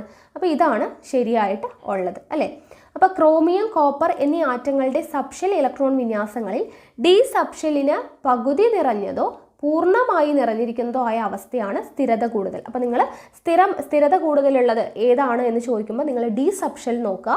ഡി സബ്ഷെല്ലിൽ ഒന്നുകിൽ 10 അല്ലെങ്കിൽ പകുതി, അതിൻ്റെ 5, ഓക്കെ, പകുതി അല്ലെങ്കിൽ ഫുള്ളായിട്ടുള്ളത് 10 അല്ലെങ്കിൽ 5 അങ്ങനെ തന്നിട്ടുള്ളത് ഏതാണോ അതാണ് നിങ്ങൾ സ്ഥിരതയുള്ളതായിട്ട് ടിക്ക് ചെയ്യേണ്ടത്. ഓക്കെ, അടുത്തത് നോക്കുക. ഇവിടെ ഒരു ആറ്റത്തിൻ്റെ സബ്ഷെൽ ഇലക്ട്രോൺ വിന്യാസം കൊടുത്തിട്ടുണ്ട്. ഇത് വെച്ചിട്ട് കുറേ ക്വസ്റ്റ്യൻസ് കൊടുത്തിട്ടുണ്ട്, അത് ആൻസർ ചെയ്യണം. നോക്കാം നമുക്ക്. 1s2 2s2 2p6 3s2 ഇതാണ് നമുക്ക് തന്നിട്ടുള്ള ഇലക്ട്രോൺ വിന്യാസം. ഈ ആറ്റത്തിൽ എത്ര ഷെല്ലുകൾ ഉണ്ട് എന്നാണ് ചോദ്യം. എത്ര ഷെല്ലുകൾ ഉണ്ട് എന്നറിയാൻ വേണ്ടി നമുക്ക് എന്ത് ചെയ്താൽ മതി? ലാസ്റ്റ് വന്നിട്ടുള്ളത് നോക്കുക. അതായത് 3s2 എന്നാണ് വന്നിട്ടുള്ളത്. ഇവിടെ ഷെല്ലുകളുടെ എണ്ണം ഏതാണ് നമ്മൾ പറഞ്ഞു? ഇടതുവശത്ത് എഴുതുന്നതാണ് അല്ലേ.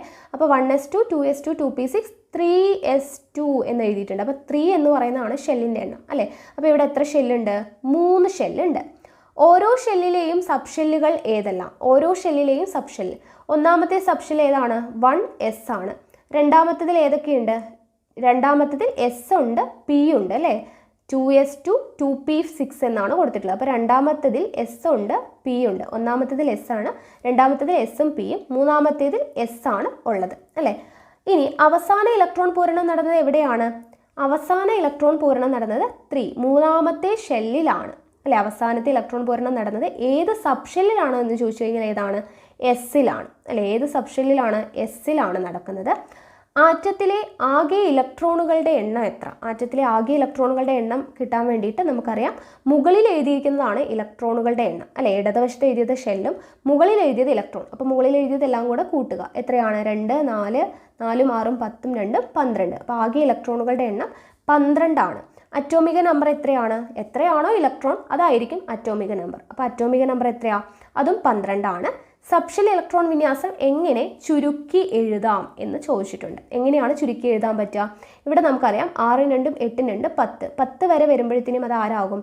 നിയോൺ ആവും അല്ലേ. അപ്പോൾ നിയോൺ എന്ന് പറയുന്നതിൻ്റെ 10 ആയി. ബാക്കിയുള്ളത് 3s2 എന്ന് പറയുന്നത് ഇവിടെ എഴുതി കഴിഞ്ഞാൽ എന്തായി?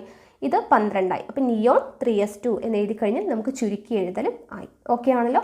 അപ്പോൾ ഒരു ഇലക്ട്രോൺ വിന്യാസം, ഒരു സബ്ഷെൽ ഇലക്ട്രോൺ വിന്യാസം തന്നു കഴിഞ്ഞാൽ ഇത്രയും കാര്യങ്ങൾ നമുക്ക് എഴുതാനായിട്ട് പറ്റണം. ഒന്നുകൂടെ പറയാം, ആറ്റത്തിൽ എത്ര ഷെല്ലുണ്ട് എന്ന് ചോദിച്ചു കഴിഞ്ഞാൽ നമുക്കറിയാം 1s2 2s2 2p6 3s2 ആണ് കിടക്കുന്നത്. അപ്പോൾ 3s2 ആണ്. അപ്പോൾ അതിൽ 3 ആണ് ഷെല്ലുകളുടെ എണ്ണം. അപ്പോൾ 3 എന്ന് പറയുന്നത് 3 ആണ്. അപ്പോൾ മൂന്നാമത്തെ ഷെല്ലാണ്. അപ്പോൾ 3 ഷെല്ലുകളുണ്ട്.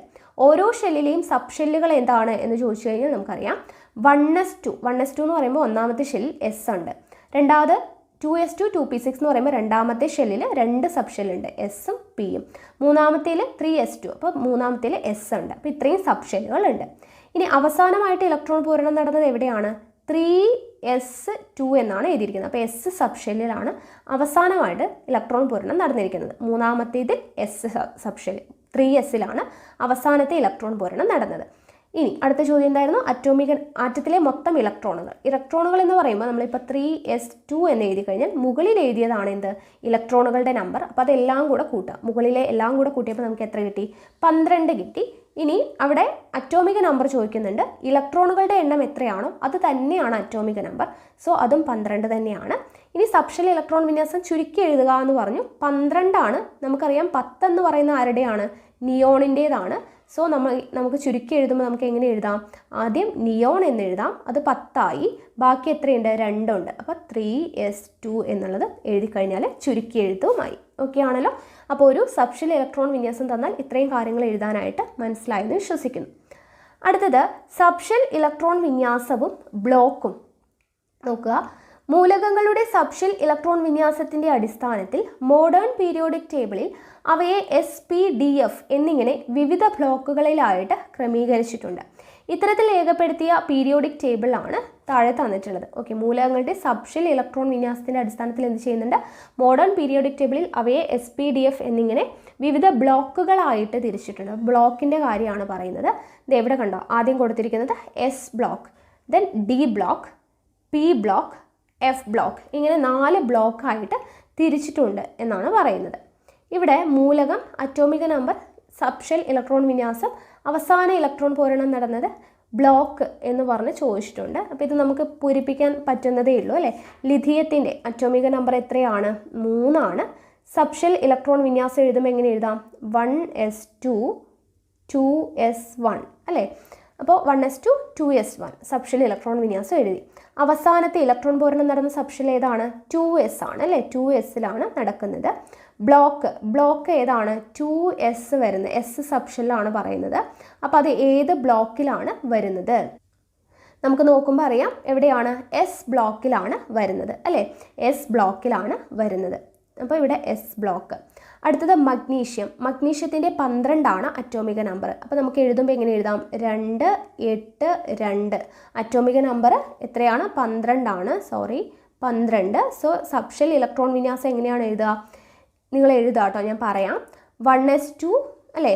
1s2 2s2 then 2p6. അപ്പോൾ എത്രയായി? 6 2 8 2 10 ഇനി 2 എണ്ണം കൂടെ വേണം അല്ലേ? 12 ആവാനായിട്ട്. അപ്പോൾ 12 ആവാനായിട്ട് വരുമ്പോൾ 3s2. അപ്പോൾ 1s2 2s2 2p6 3s2. അപ്പോൾ എത്രയായി? 12 അപ്പോൾ മഗ്നീഷ്യത്തിൻ്റെ ആയി. ഇനി അവസാന ഇലക്ട്രോൺ പൂരണം എവിടെയാണ് നടക്കുന്നത്? 3s2 എന്നാണ് പറഞ്ഞിരിക്കുന്നത്. അപ്പോൾ എസ് സബ്ഷെല്ലിലാണ്, 3sലാണ്. ബ്ലോക്ക് ഏതാണ് വരിക? മഗ്നീഷ്യം. ഇതിൻ്റെ ബ്ലോക്ക് എന്ന് പറയുന്നത് എസ് തന്നെയാണ് വരിക അല്ലേ? എസ്സിലാണ് നമ്മൾ അവസാനമായിട്ട് ഇലക്ട്രോൺ പൂരണം നടക്കുന്നത്, എസ്സിലാണ്. അപ്പോൾ എസ് ബ്ലോക്ക് തന്നെയാണ് വരുന്നത്. അടുത്തത് നൈട്രജൻ 7 എന്ന് പറയുമ്പോഴത്തേനും അറ്റോമിക നമ്പർ 7 ആണ്. സബ്ഷെൽ ഇലക്ട്രോൺ വിന്യാസം എത്രയാണ്? 1s2 2s2 2 2 4 ഇനി 3 വേണ്ടുള്ളൂ. അപ്പോൾ നമുക്ക് എന്ത് എഴുതാം? 2p3 എന്ന് എഴുതാം അല്ലേ? 1s2 2s2 2p പിയിൽ എത്രയാണ്? 6 ആണ് പരമാവധി. ഇവിടെ നമുക്ക് 3 മതി. അപ്പോൾ നമ്മൾ 2p3 എന്ന് എഴുതി. അപ്പോൾ 7 അപ്പോൾ ഇവിടെ അവസാനമായിട്ട് പൂരണം നടന്നത് എവിടെയാണ്? പിയിലാണ് അല്ലേ? 2p എന്നാണ് പറഞ്ഞിരിക്കുന്നത്. അപ്പോൾ പിയിലാണ്. അപ്പോൾ അത് ഏത് ബ്ലോക്കിലാണ് വരിക? പി ബ്ലോക്കിലാണ് വരിക. അത് നമുക്കിവിടെ നോക്കാം. എൻ എവിടെയാണ് കിടക്കുന്നത്? പി ബ്ലോക്ക് നോക്കിക്കഴിഞ്ഞാൽ ഇവിടെ നമുക്കത് എൻ കാണാനായിട്ട് പറ്റും. അപ്പോൾ അവസാനമായിട്ട് ഇലക്ട്രോൺ പൂരണം നടന്നത് എവിടെയാണ് എന്ന് നോക്കിക്കഴിഞ്ഞാൽ നമുക്കത് ഏത് ബ്ലോക്കിലാണ് എന്ന് മനസ്സിലാക്കാനായിട്ട് പറ്റും. അപ്പോൾ ഇവിടെ പി ബ്ലോക്കിലാണ് കിടക്കുന്നത്. അടുത്തത് സ്കാൻഡിയം അതുപോലെ തന്നെ എഴുതുക. ഓക്കെ, അപ്പോൾ അവസാനത്തെ അല്ലേ ലിഥിയത്തിൽ അവസാന ഇലക്ട്രോൺ പൂരണം നടന്നത് എവിടെയാണ്? ലിഥിയം അവസാനത്തെ ഇലക്ട്രോൺ പൂരണം നടന്നത് എസ് സബ്ഷെല്ലിലാണ്. നൈട്രജനിൽ അവസാന ഇലക്ട്രോൺ പൂരണം നടന്നത് എവിടെയാണ്? പി സബ്ഷെല്ലിലാണ്. അപ്പോൾ അവസാന ഇലക്ട്രോൺ പൂരണം നടന്ന സബ്ഷെല്ലും ആ മൂലകം ഉൾപ്പെട്ട ബ്ലോക്കും തമ്മിലുള്ള ബന്ധം എന്താണ്? രണ്ടും ഒന്നാണ് അല്ലേ? അവസാനമായിട്ട് ഇലക്ട്രോൺ പൂരണം നടന്നത് എവിടെയാണോ അതേ ബ്ലോക്കാണ് നമ്മളിവിടെ എഴുതി വെച്ചിരിക്കുന്നത് അല്ലേ? എസ്സിലാണെങ്കിൽ എസ് ബ്ലോക്ക്, എസ്സിലാണെങ്കിൽ എസ് ബ്ലോക്ക്, പിയിലാവുമ്പോൾ പി ബ്ലോക്ക്, അങ്ങനെയാണ് കൊടുത്തിട്ടുള്ളത് അല്ലേ? അപ്പോൾ ഓരോ മൂലകങ്ങളുടെയും സബ്ഷെൽ ഇലക്ട്രോൺ വിന്യാസം എഴുതി കഴിഞ്ഞാൽ നമുക്ക് എന്തൊക്കെ മനസ്സിലാക്കാൻ പറ്റും? അറ്റോമിക നമ്പർ മനസ്സിലാക്കാൻ പറ്റും, സബ്ഷെൽ ഇലക്ട്രോൺ വിന്യാസം എഴുതാൻ പറ്റും, അവസാന ഇലക്ട്രോൺ പൂരണം നടന്ന സബ്ഷെൽ കണ്ടെത്തി കഴിഞ്ഞാൽ ഏത് ബ്ലോക്കിലാണെന്ന് നമുക്ക് കണ്ടെത്താനായിട്ട് പറ്റും.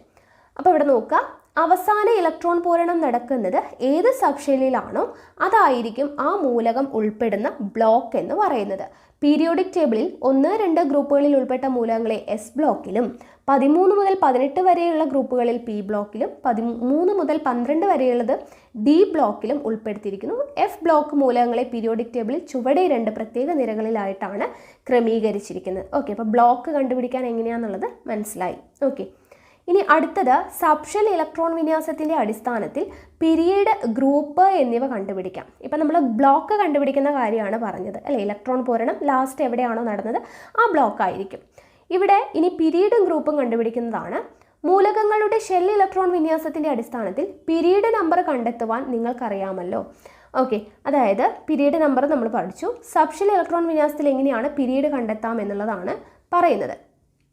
ഇവിടെ ബെറീലിയം എന്ന് പറയുന്ന മൂലകത്തിൻ്റെ സബ്ഷെൽ ഇലക്ട്രോൺ വിന്യാസം എത്രയാണ്? അറ്റോമിക നമ്പർ 4 ആണ്. അപ്പോൾ നമുക്ക് എങ്ങനെ എഴുതാം? 1s2 2s2 എന്ന് എഴുതാം അല്ലേ?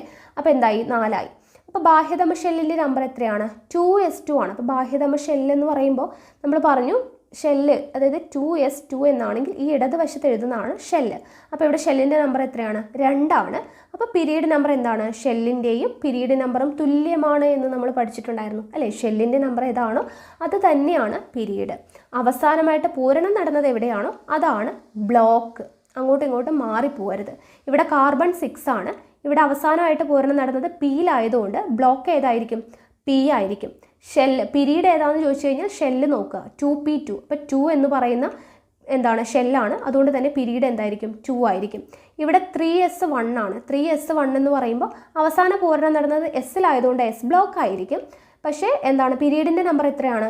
3 ആണ് വരിക. കാരണം എന്താണ്? ബാഹ്യതമ ഷെല്ലിൻ്റെ നമ്പർ 3 ആണ്. ഇവിടെ 4s1 എന്ന് പറയുമ്പോൾ എസ് ബ്ലോക്കിലാണ് വരിക. ഇവിടെ 4 എന്ന് പറയുന്നത് കൊണ്ട് തന്നെ ബാഹ്യതമ ഷെല്ലിൻ്റെ നമ്പർ 4 ആണ്. സോ പീരീഡ് നമ്പറും എന്തായിരിക്കും? 4 ആയിരിക്കും. അപ്പോൾ ഒരു മൂലകത്തിൻ്റെ സബ്ഷെൽ ഇലക്ട്രോൺ വിന്യാസത്തിൽ ബാഹ്യതമ ഷെല്ലിൻ്റെ നമ്പർ തന്നെയാണ് അത് ഉൾക്കൊള്ളുന്ന പീരീഡ് നമ്പർ. ഇത് നമ്മൾ മുന്നേ പഠിച്ചതാണ് അല്ലേ. ഇനി അടുത്തത് എസ് ബ്ലോക്ക് മൂലകങ്ങളുടെ ഗ്രൂപ്പ് നമ്പർ. എസ് ബ്ലോക്ക് മൂലകങ്ങളുടെ ഗ്രൂപ്പ് നമ്പറാണ് പറയുന്നത്. സബ്ഷെൽ ഇലക്ട്രോൺ വിന്യാസത്തിൻ്റെ അടിസ്ഥാനത്തിൽ മൂലകങ്ങളുടെ ഗ്രൂപ്പ് നമ്പർ നമുക്ക് കണ്ടെത്താൻ പറ്റും, പീരീഡ് കണ്ടെത്തിയതുപോലെ.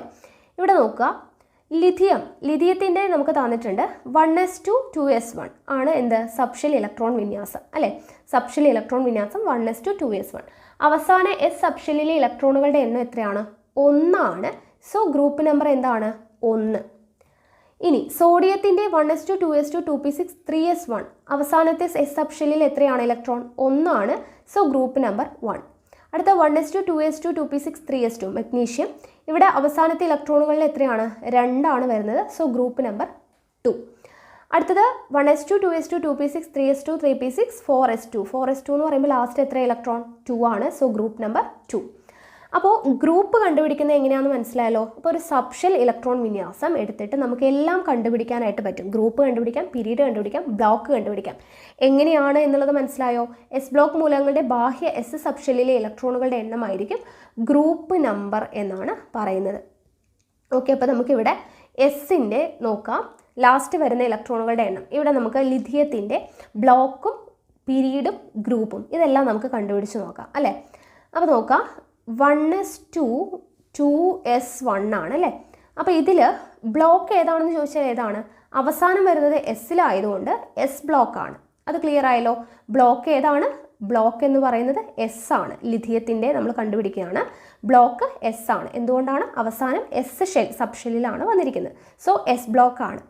ഇനി നമുക്ക് ഏത് പീരീഡിലാണ് എന്ന് കണ്ടുപിടിക്കാൻ വേണ്ടി നമ്മൾ പറഞ്ഞു എന്താണ്? ഷെല്ലുകളുടെ എണ്ണം തന്നെയാണ് പീരീഡ് വരുന്നത് അല്ലേ. ഇപ്പോൾ ഇവിടെ ഷെല്ല് ഏതാണ്? അവസാനം 2ലാണ് വരുന്നത്. സോ പീരീഡ് എന്ന് പറയുന്നത് എന്താണ്? 2 ആണ്. ഓക്കെ, പീരീഡ് എന്ന് പറയുന്നത് 2 ആണ്. ഇനി അടുത്തത് എന്താണ് നമ്മൾ കണ്ടുപിടിക്കാനുള്ളത്? ഗ്രൂപ്പ് അല്ലേ. ഗ്രൂപ്പ് കണ്ടുപിടിക്കാൻ വേണ്ടി എന്താണ് ചെയ്യേണ്ടത്? അവസാനം എസിൻ്റെ മുകളിൽ എത്ര ഇലക്ട്രോൺ ഉണ്ട്? 1 ആണുള്ളത്. സോ ഗ്രൂപ്പ് എന്ന് പറയുന്നത് 1 ആണ്. ഓക്കെ, അപ്പോൾ ബ്ലോക്ക് എന്ന് പറയുന്നത് എസ് ബ്ലോക്കാണ്, അവസാനം വരുന്നത് എസ്സിലായതുകൊണ്ട്. പിന്നെ നമ്മൾ എന്താണ് കണ്ടുപിടിച്ചത്? പീരീഡ് എന്ന് പറയുന്നത് ഷെല്ലിൻ്റെ അല്ലേ. ഷെല്ലെന്ന് പറയുന്നത് 2 ആണ് ഇടതുവശത്ത് വരുന്നത്. സോ പീരീഡ് എന്ന് പറയുന്നത് 2 ആണ്.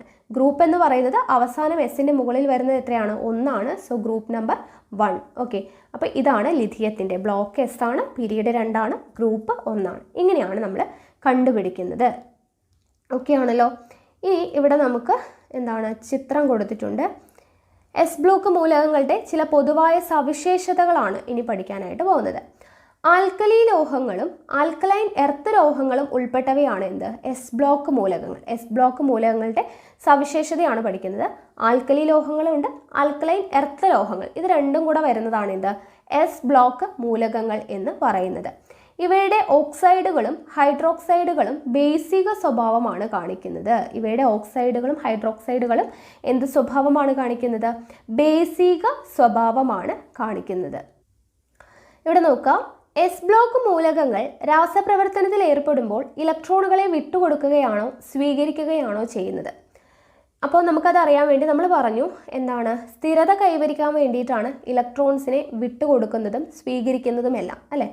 അപ്പോൾ നമുക്ക് എസ് ബ്ലോക്ക് മൂലകങ്ങളിൽ ആൽക്കലി ലോഹങ്ങളും ആൽക്കലൈൻ എർത്ത് ലോഹങ്ങളുമാണ്. ഇപ്പോൾ ഫോർ എക്സാമ്പിൾ നമ്മൾ ലിഥിയം എടുക്കുക. ഓക്കെ, ലിഥിയം എടുത്തു കഴിഞ്ഞാൽ നമുക്കറിയാം 1s2 2s1 എന്നാണ് അല്ലേ. അപ്പോൾ ഇവിടെ ഒരു ഇലക്ട്രോൺ ആണ് പുറത്തായിട്ട് വരുന്നത്.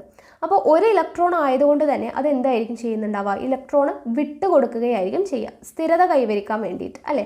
അപ്പോൾ ഇലക്ട്രോൺസ് എന്ത് ചെയ്യുകയാണ്? വിട്ടുകൊടുക്കുകയാണ് ചെയ്യുന്നത്. ഇനി നമുക്കറിയാം ഏത് തരം ബന്ധനമാണ്? അയോണിക ബന്ധനമാണ്. സാധാരണ രൂപീകരിക്കുന്നത് ഏതാണ്? അയോണിക ബന്ധനമാണ് എസ് ബ്ലോക്ക് മൂലകങ്ങൾ ഉണ്ടാക്കുന്നത്. ഓക്കെ, അപ്പോൾ എസ് ബ്ലോക്ക് മൂലകങ്ങൾ സാധാരണയായിട്ട് അയോണിക സംയുക്തങ്ങളാണ് നിർമ്മിക്കുന്നത്. ഒന്നാം ഗ്രൂപ്പ് മൂലകങ്ങൾ രാസപ്രവർത്തന വേളയിൽ എത്ര ഇലക്ട്രോണുകളെ വിട്ടുകൊടുക്കും? ഒന്നാം ഗ്രൂപ്പ് മൂലകങ്ങളാവുമ്പോൾ അവസാനം എത്രയായിരിക്കും? നമ്മൾ പറഞ്ഞു ഗ്രൂപ്പ് നമ്പർ നമ്മൾ കണ്ടുപിടിക്കുന്നത് അവസാനത്തെ ഷെല്ലിൻ്റെ മുകളിൽ എത്രയുണ്ട്. അപ്പോൾ എസ് ഗ്രൂപ്പിൻ്റെ മുകളിൽ എപ്പോഴും എന്തായിരിക്കും? 1 ആയിരിക്കും അല്ലേ? അപ്പോൾ ഒന്നാം ഗ്രൂപ്പ് മൂലകങ്ങൾ നമ്മൾ ഒന്നാം ഗ്രൂപ്പാണെന്ന് നിർണ്ണയിക്കുന്നത് മുകളിൽ 1 വരുന്നത് കൊണ്ടാണ് ഒന്നാം ഗ്രൂപ്പ് എന്ന് പറയുന്നത്. അപ്പോൾ അവിടെ ഒരു ഇലക്ട്രോൺ എന്തുണ്ടാവുള്ളൂ? വിട്ടുകൊടുക്കാനായിട്ട് ഉണ്ടാവത്തുള്ളൂ. ഓക്കെ, മനസ്സിലായോ പറയുന്നത്? അതായത് ഇപ്പോൾ നമ്മൾ ലിഥിയത്തിൻ്റെ പറഞ്ഞപ്പോൾ 1s2 2s1 എന്ന് നമ്മൾ പറഞ്ഞില്ലേ? അപ്പോൾ അവിടെ 2s1 എന്ന് പറയുന്നത് എസിൻ്റെ മുകളിൽ ഒരു ഇലക്ട്രോൺ ആണ്. അപ്പോൾ നമ്മുടെ ലാസ്റ്റ് വരുന്നത് 1 ആയതുകൊണ്ട് ഗ്രൂപ്പ് എത്രയാണ്? 1 ആണ്. അപ്പോൾ ഒന്നാമത്തെ ഗ്രൂപ്പിലെ എല്ലാ മൂലകങ്ങളുടെയും അവസാനം എത്രയായിരിക്കും വരിക? 1 ആണ് വരിക. എസിൻ്റെ മുകളിൽ 1 ആണ് വരിക. അതുകൊണ്ടാണ് അത് ഒന്നാം ഗ്രൂപ്പിലെ മൂലകങ്ങൾ എന്ന് പറയുന്നത് എന്ന് നമ്മൾ പഠിച്ചു അല്ലേ? അപ്പോൾ ഒരു ഇലക്ട്രോണേ ഉണ്ടാവുള്ളൂ. അപ്പോൾ ആ ഒരു ഇലക്ട്രോണല്ലേ വിട്ടുകൊടുക്കാൻ പറ്റത്തുള്ളൂ. ഓക്കെ, അപ്പോൾ ഒന്നാം ഗ്രൂപ്പ് മൂലകങ്ങൾ രാസപ്രവർത്തന വേളയിൽ എത്ര ഇലക്ട്രോൺ വിട്ടുകൊടുക്കും? ഒരു ഇലക്ട്രോൺ. രണ്ടാം ഗ്രൂപ്പ് മൂലകങ്ങളാവുമ്പോഴോ 2 ഇലക്ട്രോൺ വിട്ടുകൊടുക്കും അല്ലേ? അപ്പോൾ 1ഉം 2ഉം ഗ്രൂപ്പ് മൂലകങ്ങളെ യഥാക്രമം XY എന്നീ പ്രതീകങ്ങൾ കൊണ്ട് സൂചിപ്പിക്കുന്നുവെന്ന് കരുതുക. അപ്പോൾ ഇവിടെ എങ്ങനെയാണ് വരിക നോക്കുക. ഗ്രൂപ്പ് സംയോജകത, അതായത് വാലൻസി, ഒന്നാം ഗ്രൂപ്പിൻ്റെ ഓക്സീകരണാവസ്ഥ +1, 1 വിട്ടുകൊടുക്കുകയാണ്. അപ്പോൾ പ്ലസ് സൈൻ ആണ് അല്ലേ? എല്ലാം കൊടുക്കുന്ന ആൾക്ക് എപ്പോഴും പോസിറ്റീവാണ് വരിക. അപ്പോൾ അയോണുകളുടെ പ്രതീകം എങ്ങനെയായിരിക്കും? അതിൻ്റെ പേര് എങ്ങനെയാണ്? ഇപ്പോൾ X ആണെങ്കിൽ X+1 അങ്ങനെയായിരിക്കും വരിക അല്ലേ? ഓക്സൈഡുകളുടെ രാസസൂത്രം X2O. രണ്ടാം ഗ്രൂപ്പ് ആകുമ്പോഴേക്കും സംയോജകത വാലൻസി എത്രയാണ്? 2 ആണ്. ഓക്സീകരണാവസ്ഥ എന്ന് പറയുന്നത് എത്രയാണ്? +2 ആണ് വരിക അല്ലേ? അപ്പോൾ Y2+ എന്നുള്ളതാണ് വരിക. ഓക്കെ, അപ്പോൾ ഇവിടെ നോക്കുക. എസ് ബ്ലോക്ക് മൂലകങ്ങൾ നിശ്ചിത വാലൻസിയും ഓക്സീകരണാവസ്ഥയും കാണിക്കുന്നവയാണ് അല്ലേ? എസ് ബ്ലോക്ക് മൂലകങ്ങൾ നിശ്ചിത വാലൻസിയും ഓക്സീകരണാവസ്ഥയും കാണിക്കുന്നവയാണ്. പീരിയോഡിക് ടേബിളിൽ ഏറ്റവും ഇടതുഭാഗത്തുള്ളവയാണ് എസ് ബ്ലോക്ക് മൂലകങ്ങൾ എന്ന് പറയുന്നത്. അപ്പോൾ ഈ എസ് ബ്ലോക്ക് മൂലകങ്ങളുടെ സവിശേഷതകളാണ് പറയുന്നത്. എന്തൊക്കെയാണ്? ലോഹ സ്വഭാവം കൂടുതലാണ്, അയോണീകരണ ഊർജം കുറവാണ്, ഇലക്ട്രോ നെഗറ്റിവിറ്റി കുറവാണ്. എന്തൊക്കെയാണ് എസ് ബ്ലോക്ക് മൂലകങ്ങളുടെ സവിശേഷതകൾ? ലോഹ സ്വഭാവം കൂടുതലാണ്, അയോണീകരണ ഊർജം കുറവാണ്, ഇലക്ട്രോ നെഗറ്റിവിറ്റി കുറവാണ്. ഇപ്പോൾ നമ്മൾ എസ് ബ്ലോക്കിനെ കുറിച്ച് പഠിച്ചു. അടുത്തത് പി ബ്ലോക്ക് മൂലകങ്ങൾ. പി ബ്ലോക്ക് മൂലകങ്ങളെ കുറിച്ച് പറയുമ്പോൾ ഏതെല്ലാം ഗ്രൂപ്പുകളാണ് പി ബ്ലോക്കിൽ ഉൾപ്പെട്ടിരിക്കുന്നത് നമ്മൾ പഠിച്ചതാണ് അല്ലേ? ഇത് എവിടെ കിടക്കുന്ന boron, carbon, nitrogen, oxygen, fluorine, neon, ഇതൊക്കെയാണ് എന്ത്? പി ബ്ലോക്ക് മൂലകങ്ങൾ. രണ്ടാം പീരീഡിലെ പി ബ്ലോക്ക് മൂലകങ്ങൾ അടങ്ങുന്ന പീരിയോഡിക് ടേബിളിൻ്റെ ഭാഗമാണ് ഈ കൊടുത്തിട്ടുള്ളത്. അതിൻ്റെ ബാഹ്യതമ ഷെല്ലിലെ സബ്ഷെൽ ഘടനയും നമുക്കിവിടെ കൊടുത്തിട്ടുണ്ട്. അപ്പോൾ ഇവിടെ അവസാന ഇലക്ട്രോൺ പൂരണം നടക്കുന്നത് ഏത് സബ്ഷെല്ലിലാണ്? നമുക്കറിയാം അവസാന ഇലക്ട്രോൺ പൂരണം നടക്കുന്ന സബ്ഷെല്ലാണ് നമ്മൾ പറഞ്ഞ ബ്ലോക്ക് എന്ന് പറഞ്ഞത് അല്ലേ? അപ്പോൾ പി ബ്ലോക്ക് ആയതുകൊണ്ട് തന്നെ അവസാനത്തെ പൂരണം നടക്കുന്നത് എവിടെയായിരിക്കും? പി ബ്ലോക്കിലായിരിക്കും. ഓക്കെ, പി സബ്ഷെല്ലിലായിരിക്കും. പി സബ്ഷെല്ലിൽ 1 മുതൽ 6 വരെ ഇലക്ട്രോണുകളാണ് കാണപ്പെടുന്നത് അല്ലേ? 1 മുതൽ 6 വരെ. ഇവിടെ 2p1, 2p2, 2p3, 2p4, 2p5, 2p6 1 മുതൽ 6 വരെയുള്ള ഇലക്ട്രോണുകൾ കാണപ്പെടുന്നുണ്ട്. ബാഹ്യതമ പി ഇലക്ട്രോണുകളുടെ എണ്ണത്തോടൊപ്പം 12 കൂട്ടിയാൽ ഗ്രൂപ്പ് നമ്പർ കണ്ടെത്താൻ കഴിയുന്നുണ്ടോ എന്നാണ് ചോദ്യം. ബാഹ്യതമ ഇലക്ട്രോണുകളുടെ കൂടെ 12 കൂട്ടിയാൽ ഗ്രൂപ്പ് നമ്പർ കിട്ടുമോ? ബാഹ്യതമ ഇലക്ട്രോൺ ഇവിടെ 12 ആണ്. 12 കൂട്ടിക്കഴിഞ്ഞാൽ 1 അല്ലേ? ഇവിടെ 2p1 ആണ്. അപ്പോൾ 12ഉം 1ഉം കൂടെ കൂട്ടിയാൽ 13. ഇവിടെ 2p2 ആണ്. അപ്പോൾ 12ഉം 2ഉം കൂടെ കൂട്ടിയാൽ 14 കിട്ടും. 2p3 ആണ്. 12ഉം 3ഉം കൂടെ കൂട്ടിയാൽ 15 കിട്ടും. 2p4 എന്ന് പറയുമ്പോൾ 12ഉം 4ഉം കൂടെ കൂട്ടിയാൽ ഇവിടുത്തെ 16 കിട്ടും. 2p5 12ഉം 5ഉം കൂടെ കൂട്ടിയാൽ 17 കിട്ടും. അപ്പോൾ എല്ലാത്തിൻ്റെ കൂടെയും 12 കൂട്ടിക്കഴിഞ്ഞാൽ എന്ത് കിട്ടുന്നുണ്ട്? നമുക്ക് ഗ്രൂപ്പ് നമ്പർ കിട്ടുന്നുണ്ട്. അവസാനത്തെ പി ഇലക്ട്രോൺ എത്രയാണോ വരുന്നത് ആ ഇലക്ട്രോൺ നമ്പറിൻ്റെ കൂടെ 12 കൂട്ടിക്കഴിഞ്ഞാൽ എന്ത് ചെയ്യുന്നുണ്ട്? ഗ്രൂപ്പ് നമ്പർ നമുക്ക് കിട്ടുന്നുണ്ട്. ഓക്കെ, അത് മനസ്സിലായല്ലോ. ഇവിടെ നമുക്കൊരു എക്സാമ്പിൾ തന്നിട്ടുണ്ട്.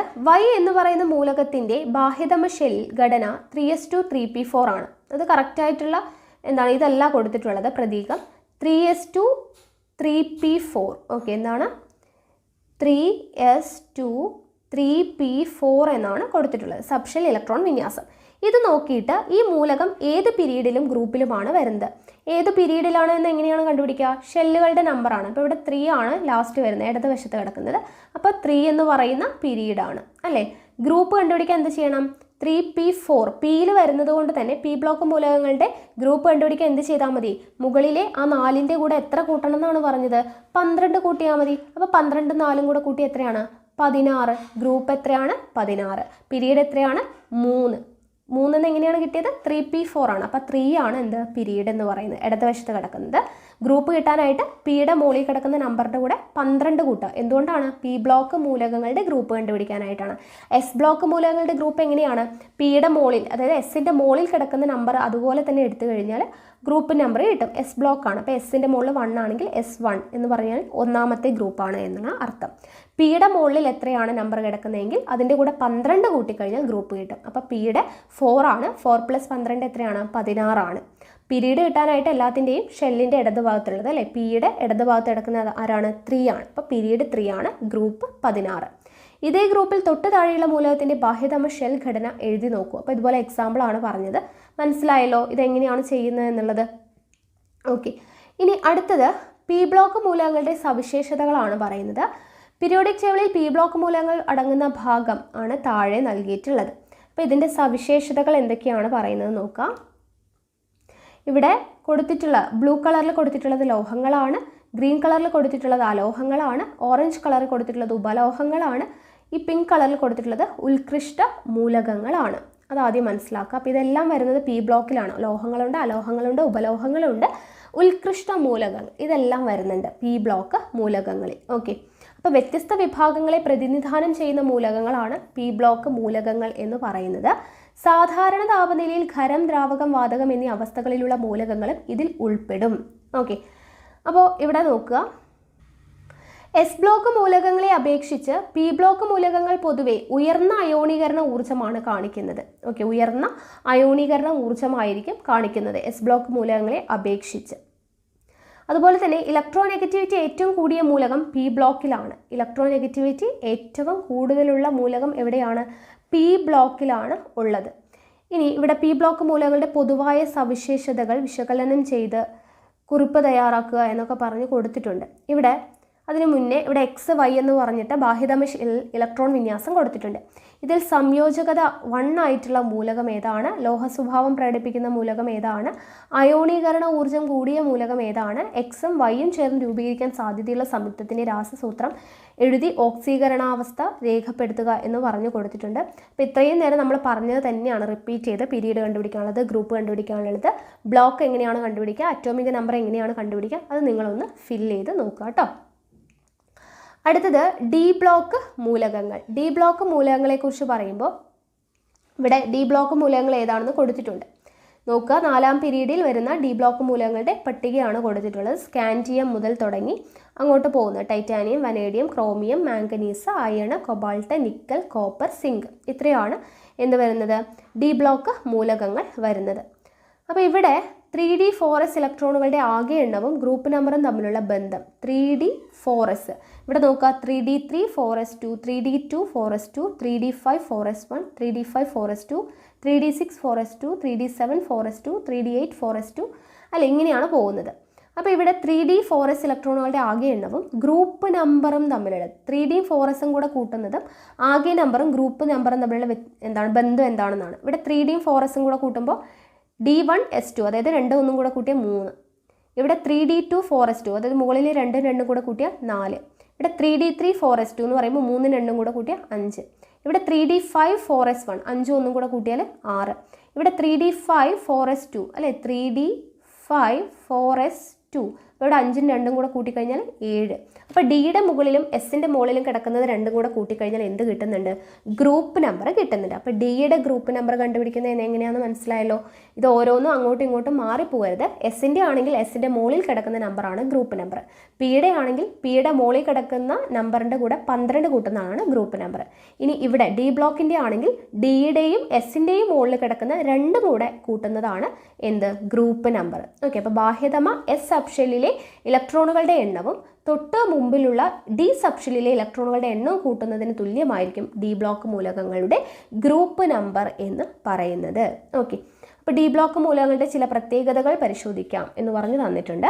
അവസാന ഇലക്ട്രോൺ പൂരണം ബാഹ്യതമ ഷെല്ലിൻ്റെ തൊട്ട് ഉള്ളിലുള്ള ഷെല്ലിലെ ഡി സബ്ഷെല്ലിൽ നടക്കുന്നവയാണ് ഡി ബ്ലോക്ക് മൂലകങ്ങൾ. ഇതിനെയാണ് സംക്രമണ മൂലകങ്ങൾ എന്നറിയപ്പെടുന്നത്. അപ്പോൾ സംക്രമണ മൂലകങ്ങൾ എന്നറിയപ്പെടുന്നത് എന്താണ്? ഡി ബ്ലോക്ക് മൂലകങ്ങളാണ്. ഇവിടെ ഒരു കോളം കൊടുത്തിട്ടുണ്ട്. 12ാം ഗ്രൂപ്പിൽ വരുന്ന സിങ്ക്, കാഡ്മിയം, മെർക്കുറി എന്നിവ സംക്രമണ മൂലകങ്ങളുടെ എല്ലാ പൊതുഗുണങ്ങളും കാണിക്കുന്നവയല്ല. അതിനാൽ ഇവ കപട സംക്രമണ മൂലകങ്ങൾ എന്നറിയപ്പെടുന്നു. അപ്പോൾ സ്യൂഡോ ട്രാൻസിഷൻ എലമെന്റ്സ് അല്ലെങ്കിൽ കപട സംക്രമണ മൂലകങ്ങൾ ഏതൊക്കെയാണ്? Zinc, cadmium, mercury. അതൊന്ന് ഓർത്തിരിക്കുക കേട്ടോ. ഇനി ഇവിടെ നോക്കുക, SP ബ്ലോക്കിൽ ഉൾപ്പെടുന്ന പ്രാതിനിധ്യ മൂലകങ്ങൾ ഗ്രൂപ്പിൽ സാദൃശ്യം കാണിക്കുന്നുണ്ടോ എന്ന് നമ്മൾ മനസ്സിലാക്കി. ഇവയിൽ ഒരേ ഗ്രൂപ്പിൽ ഉൾപ്പെട്ട മൂലകങ്ങളുടെ ബാഹ്യതമ ഷെല്ലിലെ ഇലക്ട്രോണുകളുടെ എണ്ണം ഒരുപോലെ ആയതുകൊണ്ടാണ് ഇങ്ങനെ സംഭവിക്കുന്നത്. 4ാം പീരീഡിലെ ഡി ബ്ലോക്ക് മൂലകങ്ങളുടെ 3D 4s സബ്ഷെല്ലുകളുടെ ഇലക്ട്രോൺ ഘടന പട്ടികയിൽ നൽകിയിട്ടുണ്ട് അല്ലേ. അപ്പോൾ അത് വെച്ച് നമുക്ക് ഗ്രൂപ്പ് കണ്ടുപിടിക്കുന്ന കാര്യം നമ്മൾ പറഞ്ഞു. ഇനി ഇവിടെ നോക്കുക, സംക്രമണ മൂലകങ്ങളുടെ ബാഹ്യതമ ഇലക്ട്രോൺ വിന്യാസം ഒരേ ഗ്രൂപ്പിലും പീരീഡിലും സാധാരണ ഒരുപോലെയാണ്. അതുകൊണ്ട് ഇവ ഗ്രൂപ്പിൽ മാത്രമല്ല പീരീഡിലും ഗുണങ്ങളിൽ സാദൃശ്യം കാണിക്കുന്നു. അത് ജസ്റ്റ് ഒന്ന് മനസ്സിലാക്കി വെക്കുക. ഓക്കെ, ഇനി ഡി ബ്ലോക്ക് മൂലകങ്ങളുടെ ഓക്സീകരണാവസ്ഥയാണ് പറയുന്നത്. രാസബന്ധനത്തിൽ ഏർപ്പെടുന്ന ആറ്റങ്ങൾ വിട്ടുകൊടുക്കുകയോ സ്വീകരിക്കുകയോ പങ്കുവയ്ക്കുകയോ ചെയ്യുന്ന ഇലക്ട്രോണുകളുടെ എണ്ണമാണ് എന്ത്? അവയുടെ വാലൻസി അഥവാ സംയോജകത എന്ന് നമുക്കറിയാം. അപ്പോൾ ഓക്സീകരണാവസ്ഥയെക്കുറിച്ചാണ് ഇനി പറയുന്നത്. അയണിൻ്റെ 2 ക്ലോറൈഡുകളുടെ പേരും രാസസൂത്രവും എഴുതിയിരിക്കുന്നുണ്ട്. അതായത് ferrous chloride FeCl2, ferric chloride FeCl3. ഇവിടെ ക്ലോറിന് -1 ഓക്സീകരണാവസ്ഥയാണ്. ഈ സംയുക്തങ്ങളിലെ Feയുടെ ഓക്സീകരണാവസ്ഥകൾ എഴുതുക എന്നാണ് പറഞ്ഞിട്ടുള്ളത്.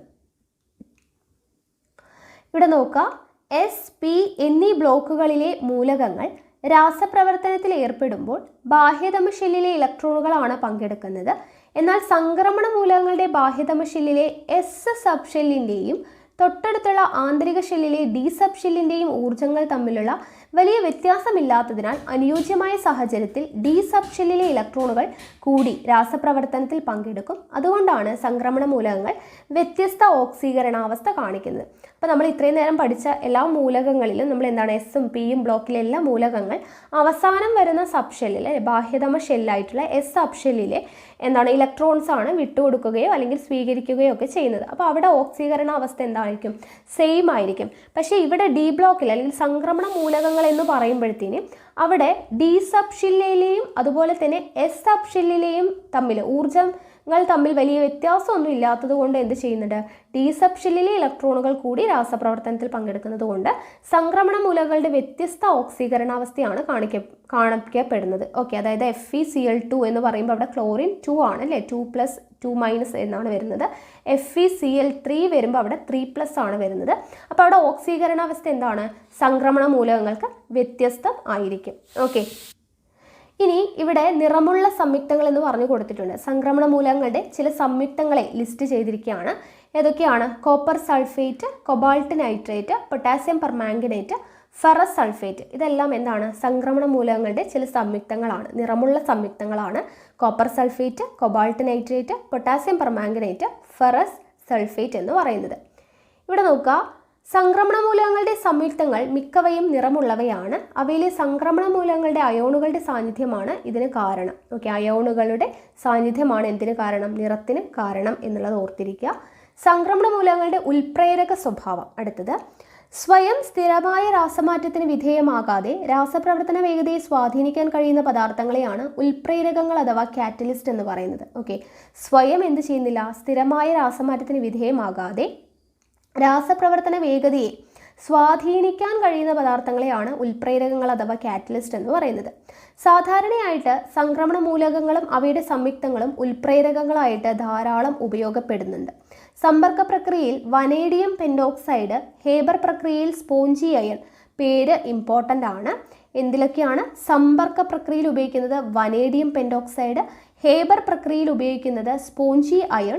സസ്യങ്ങളുടെ എണ്ണ ഹൈഡ്രോജനേഷൻ വഴി വനസ്പതിയുടെ നിർമ്മാണത്തിൽ നിക്കൽ എന്നിവ ഇവയിൽ ചില ഉദാഹരണങ്ങളാണ്. ഇമ്പോർട്ടൻ്റ് ആണ്. സമ്പർക്ക പ്രക്രിയയിൽ വനേഡിയം പെന്റോക്സൈഡ്, ഹേബർ പ്രക്രിയയിൽ സ്പോഞ്ചി അയൺ, സസ്യങ്ങളുടെ എണ്ണ ഹൈഡ്രോജനേഷൻ വഴി വനസ്പതിയുടെ നിർമ്മാണത്തിൽ നിക്കൽ, ഇതെല്ലാം ഉപയോഗിക്കുന്നുണ്ട്. വ്യത്യസ്ത ഓക്സീകരണാവസ്ഥ കാണിക്കുന്ന ഡി ബ്ലോക്ക് മൂലകങ്ങൾക്ക് ഓക്സീകാരിയായും നിരോക്സീകാരിയായും ഒരേ സമയം പ്രവർത്തിക്കുവാൻ കഴിയുന്നതാണ് ഇതിന് കാരണം. അപ്പോൾ ഇവിടെ നിറമുള്ള വസ്തുക്കൾ അല്ലെങ്കിൽ സംക്രമണ മൂലകങ്ങൾ ഉൽപ്രേരകമായിട്ട് ഉപയോഗിക്കാൻ കാരണം എന്താണ്? ഒരേ സമയം തന്നെ ഓക്സീകാരിയായും നിരോക്സീകാരിയായിട്ടും പ്രവർത്തിക്കുവാൻ കഴിയുന്നത് കൊണ്ടാണ്. ഓക്കെ, അപ്പോൾ നമ്മൾ ഡി ബ്ലോക്ക് മൂലകങ്ങളെക്കുറിച്ച് പഠിച്ചു. അടുത്തത് എഫ് ബ്ലോക്ക് മൂലകങ്ങളുടെ പ്രത്യേകതകളാണ്. ലാന്ധാനത്തിനും ആക്ടീനിയത്തിനും ശേഷം വരുന്ന 14 മൂലകങ്ങളെ വീതം താഴെ 2 നിരകളിലായിട്ട് ക്രമീകരിച്ചിരിക്കുന്നവയാണ് എന്ത്? എഫ് ബ്ലോക്ക് മൂലകങ്ങൾ. ഇവയിൽ ഇലക്ട്രോൺ പൂരണം നടക്കുന്നത് ബാഹ്യതമ ഷെല്ലിന് തൊട്ട് മുമ്പിലുള്ള ഷെല്ലിൻ്റെയും ഉള്ളിലുള്ളതാണ്. ഒന്നാമത്തെ നിരയിലുള്ളവ ലാന്തനോയിഡുകൾ എന്നും രണ്ടാമത്തെ നിരയിലുള്ളവ ആക്ടിനോയിഡുകളും എന്നാണ് അറിയപ്പെടുന്നത്. ഇതെല്ലാം നമ്മൾ പറഞ്ഞു അല്ലേ. ഇവ 6, 7 പീരീഡുകളിലായിട്ട് ക്രമീകരിച്ചിരിക്കുന്നു. അവസാനത്തെ ഇലക്ട്രോൺ വന്നു ചേരുന്നത് എഫ് സബ്ഷെല്ലിലാണ്. സബ്ഷെൽ ഇലക്ട്രോൺ വിന്യാസം പരിശോധിച്ചാൽ കാണാൻ കഴിയും. ഓക്കെ, ഇനി ഇവിടെ നോക്കുക, കേരളത്തിൻ്റെ ധാതു സമ്പത്ത്. ലോകത്തെ എല്ലായിടത്തും ധാതുക്കളുടെ വിന്യാസം ഒരുപോലെയല്ല. നമ്മുടെ കേരളം ചില പ്രത്യേക ധാതുക്കളുടെ സമ്പന്ന ശേഖരത്താൽ അനുഗ്രഹീതമാണ്. മോണസൈറ്റ്, ഇൽമനൈറ്റ്, സിർക്കോൺ, റൂട്ടൈൽ തുടങ്ങിയ വിവിധങ്ങളായിട്ടുള്ള ധാതുക്കളുടെ കലവറയാണ് കേരളത്തിലെ തീരപ്രദേശത്തെ മണൽ ശേഖരം. നിത്യജീവിതത്തിൽ വളരെയധികം ഉപയോഗമുള്ള ടൈറ്റാനിയം ഡയോക്സൈഡ് ഉൽപ്പാദനത്തിലെ അസംസ്കൃത വസ്തുവാണ് ഇൽമനൈറ്റ്. ബ്രീഡർ ന്യൂക്ലിയർ റിയാക്ടറുകൾ ഉപയോഗിക്കുന്ന തോറിയത്തിൻ്റെ ഉറവിടം മോണസൈറ്റ് ആണ്. ഓക്കെ, തോറിയത്തിൻ്റെ ഉറവിടം മോണസൈറ്റ് ആണ്. അതൊന്ന് ഓർത്തിരിക്കുക. മോണസൈറ്റ് എന്ന് പറയുന്ന ധാതുവാണ്. നിയോഡീമിയം ലോഹം ഉൽപ്പാദിപ്പിക്കാനുള്ള അസംസ്കൃത വസ്തുവും മോണസൈറ്റ് തന്നെയാണ്. ശക്തിയേറിയതും ഭാരമില്ലാത്തതുമായിട്ടുള്ള കാന്തങ്ങൾ നിർമ്മിക്കാൻ ഇന്ന് വ്യാപകമായി ഉപയോഗപ്പെടുത്തുന്ന ലോഹമാണ് നിയോഡീമിയം. ഉരകല്ലുകൾ നിർമ്മിക്കാൻ ആവശ്യമായിട്ടുള്ള സീറിയം ലോഹത്തിൻ്റെ ധാതുവും മോണസൈറ്റ് ആണ്. അമൂല്യമായ ഈ ധാതുശേഖരം നാം വേണ്ട വിധം പ്രയോജനപ്പെടുത്തേണ്ടതുണ്ട്. അപ്പം മോണസൈറ്റിൻ്റെ പ്രാധാന്യം എന്തൊക്കെയാണെന്നുള്ളത് ഒന്ന് ഓർത്തിരിക്കുക. ഓക്കെ, ഇനി എഫ് ബ്ലോക്ക് മൂലകങ്ങളുടെ നോക്കാം പ്രത്യേകതകൾ. ഡി ബ്ലോക്ക് മൂലകങ്ങളെ പോലെ ഇവയിൽ മിക്കവയും വ്യത്യസ്ത ഓക്സീകരണാവസ്ഥ പ്രകടിപ്പിക്കുന്നു. ഓക്കെ, വ്യത്യസ്ത ഓക്സീകരണാവസ്ഥ പ്രകടിപ്പിക്കുന്നവയാണ് എഫ് ബ്ലോക്ക് മൂലകങ്ങൾ. ആക്ടിനോയിഡുകൾ ഭൂരിഭാഗവും റേഡിയോ ആക്റ്റീവ് മൂലകങ്ങളാണ്. ഇവ പലതും കൃത്രിമ മൂലകങ്ങളാണ്. ആക്ടിനോയിഡുകൾ എന്ന് പറയുന്നത് ഭൂരിഭാഗവും റേഡിയോ ആക്റ്റീവ് മൂലകങ്ങളാണ്. ഇവ പലതും കൃത്രിമ മൂലകങ്ങളാണ്. യുറേനിയം, തോറിയം, പ്ലൂട്ടോണിയം തുടങ്ങിയവ ന്യൂക്ലിയർ റിയാക്ടറുകളിൽ ഇന്ധനമായിട്ട് ഉപയോഗിക്കുന്നു. അപ്പോൾ ന്യൂക്ലിയർ റിയാക്ടറുകളിൽ ഇന്ധനമായിട്ട് ഉപയോഗിക്കുന്ന എഫ് ബ്ലോക്ക് മൂലകങ്ങൾ ഏതൊക്കെയാണ്? Uranium, thorium, plutonium. ഇവയിൽ പലതും ഉൽപ്രേരകങ്ങളായിട്ട് പെട്രോളിയം വ്യവസായത്തിലും ഉപയോഗിക്കുന്നുണ്ട്. അപ്പോൾ അത്രയും കാര്യങ്ങൾ പഠിക്കുക. ഇവിടെ പീരിയോഡിക് ടേബിളിൻ്റെ ഒരു ഭാഗം, യഥാർത്ഥമല്ല, ജസ്റ്റ് ഒരു പിക്ചർ, ഒരു പ്രതീകങ്ങളൊക്കെ ആയിട്ട് ഇങ്ങനെ കൊടുത്തിട്ടുണ്ട്. ABCDEFGH എന്ന് പറഞ്ഞിട്ട് അടയാളപ്പെടുത്തിയിരിക്കുന്നുണ്ടോ? അപ്പോൾ ഇവിടെ എസ് ബ്ലോക്ക് മൂലകങ്ങൾ ലിസ്റ്റ് ചെയ്യുക എന്നൊക്കെ പറഞ്ഞ് നമ്മളിത് പഠിച്ചതാണ് അല്ലേ. എസ് ബ്ലോക്ക് ഏതാണ്, പി ബ്ലോക്ക് ഏതാണ്, ഡി ബ്ലോക്ക് ഏതാണെന്നൊക്കെ നമ്മൾ പഠിച്ചു കഴിഞ്ഞതാണ്.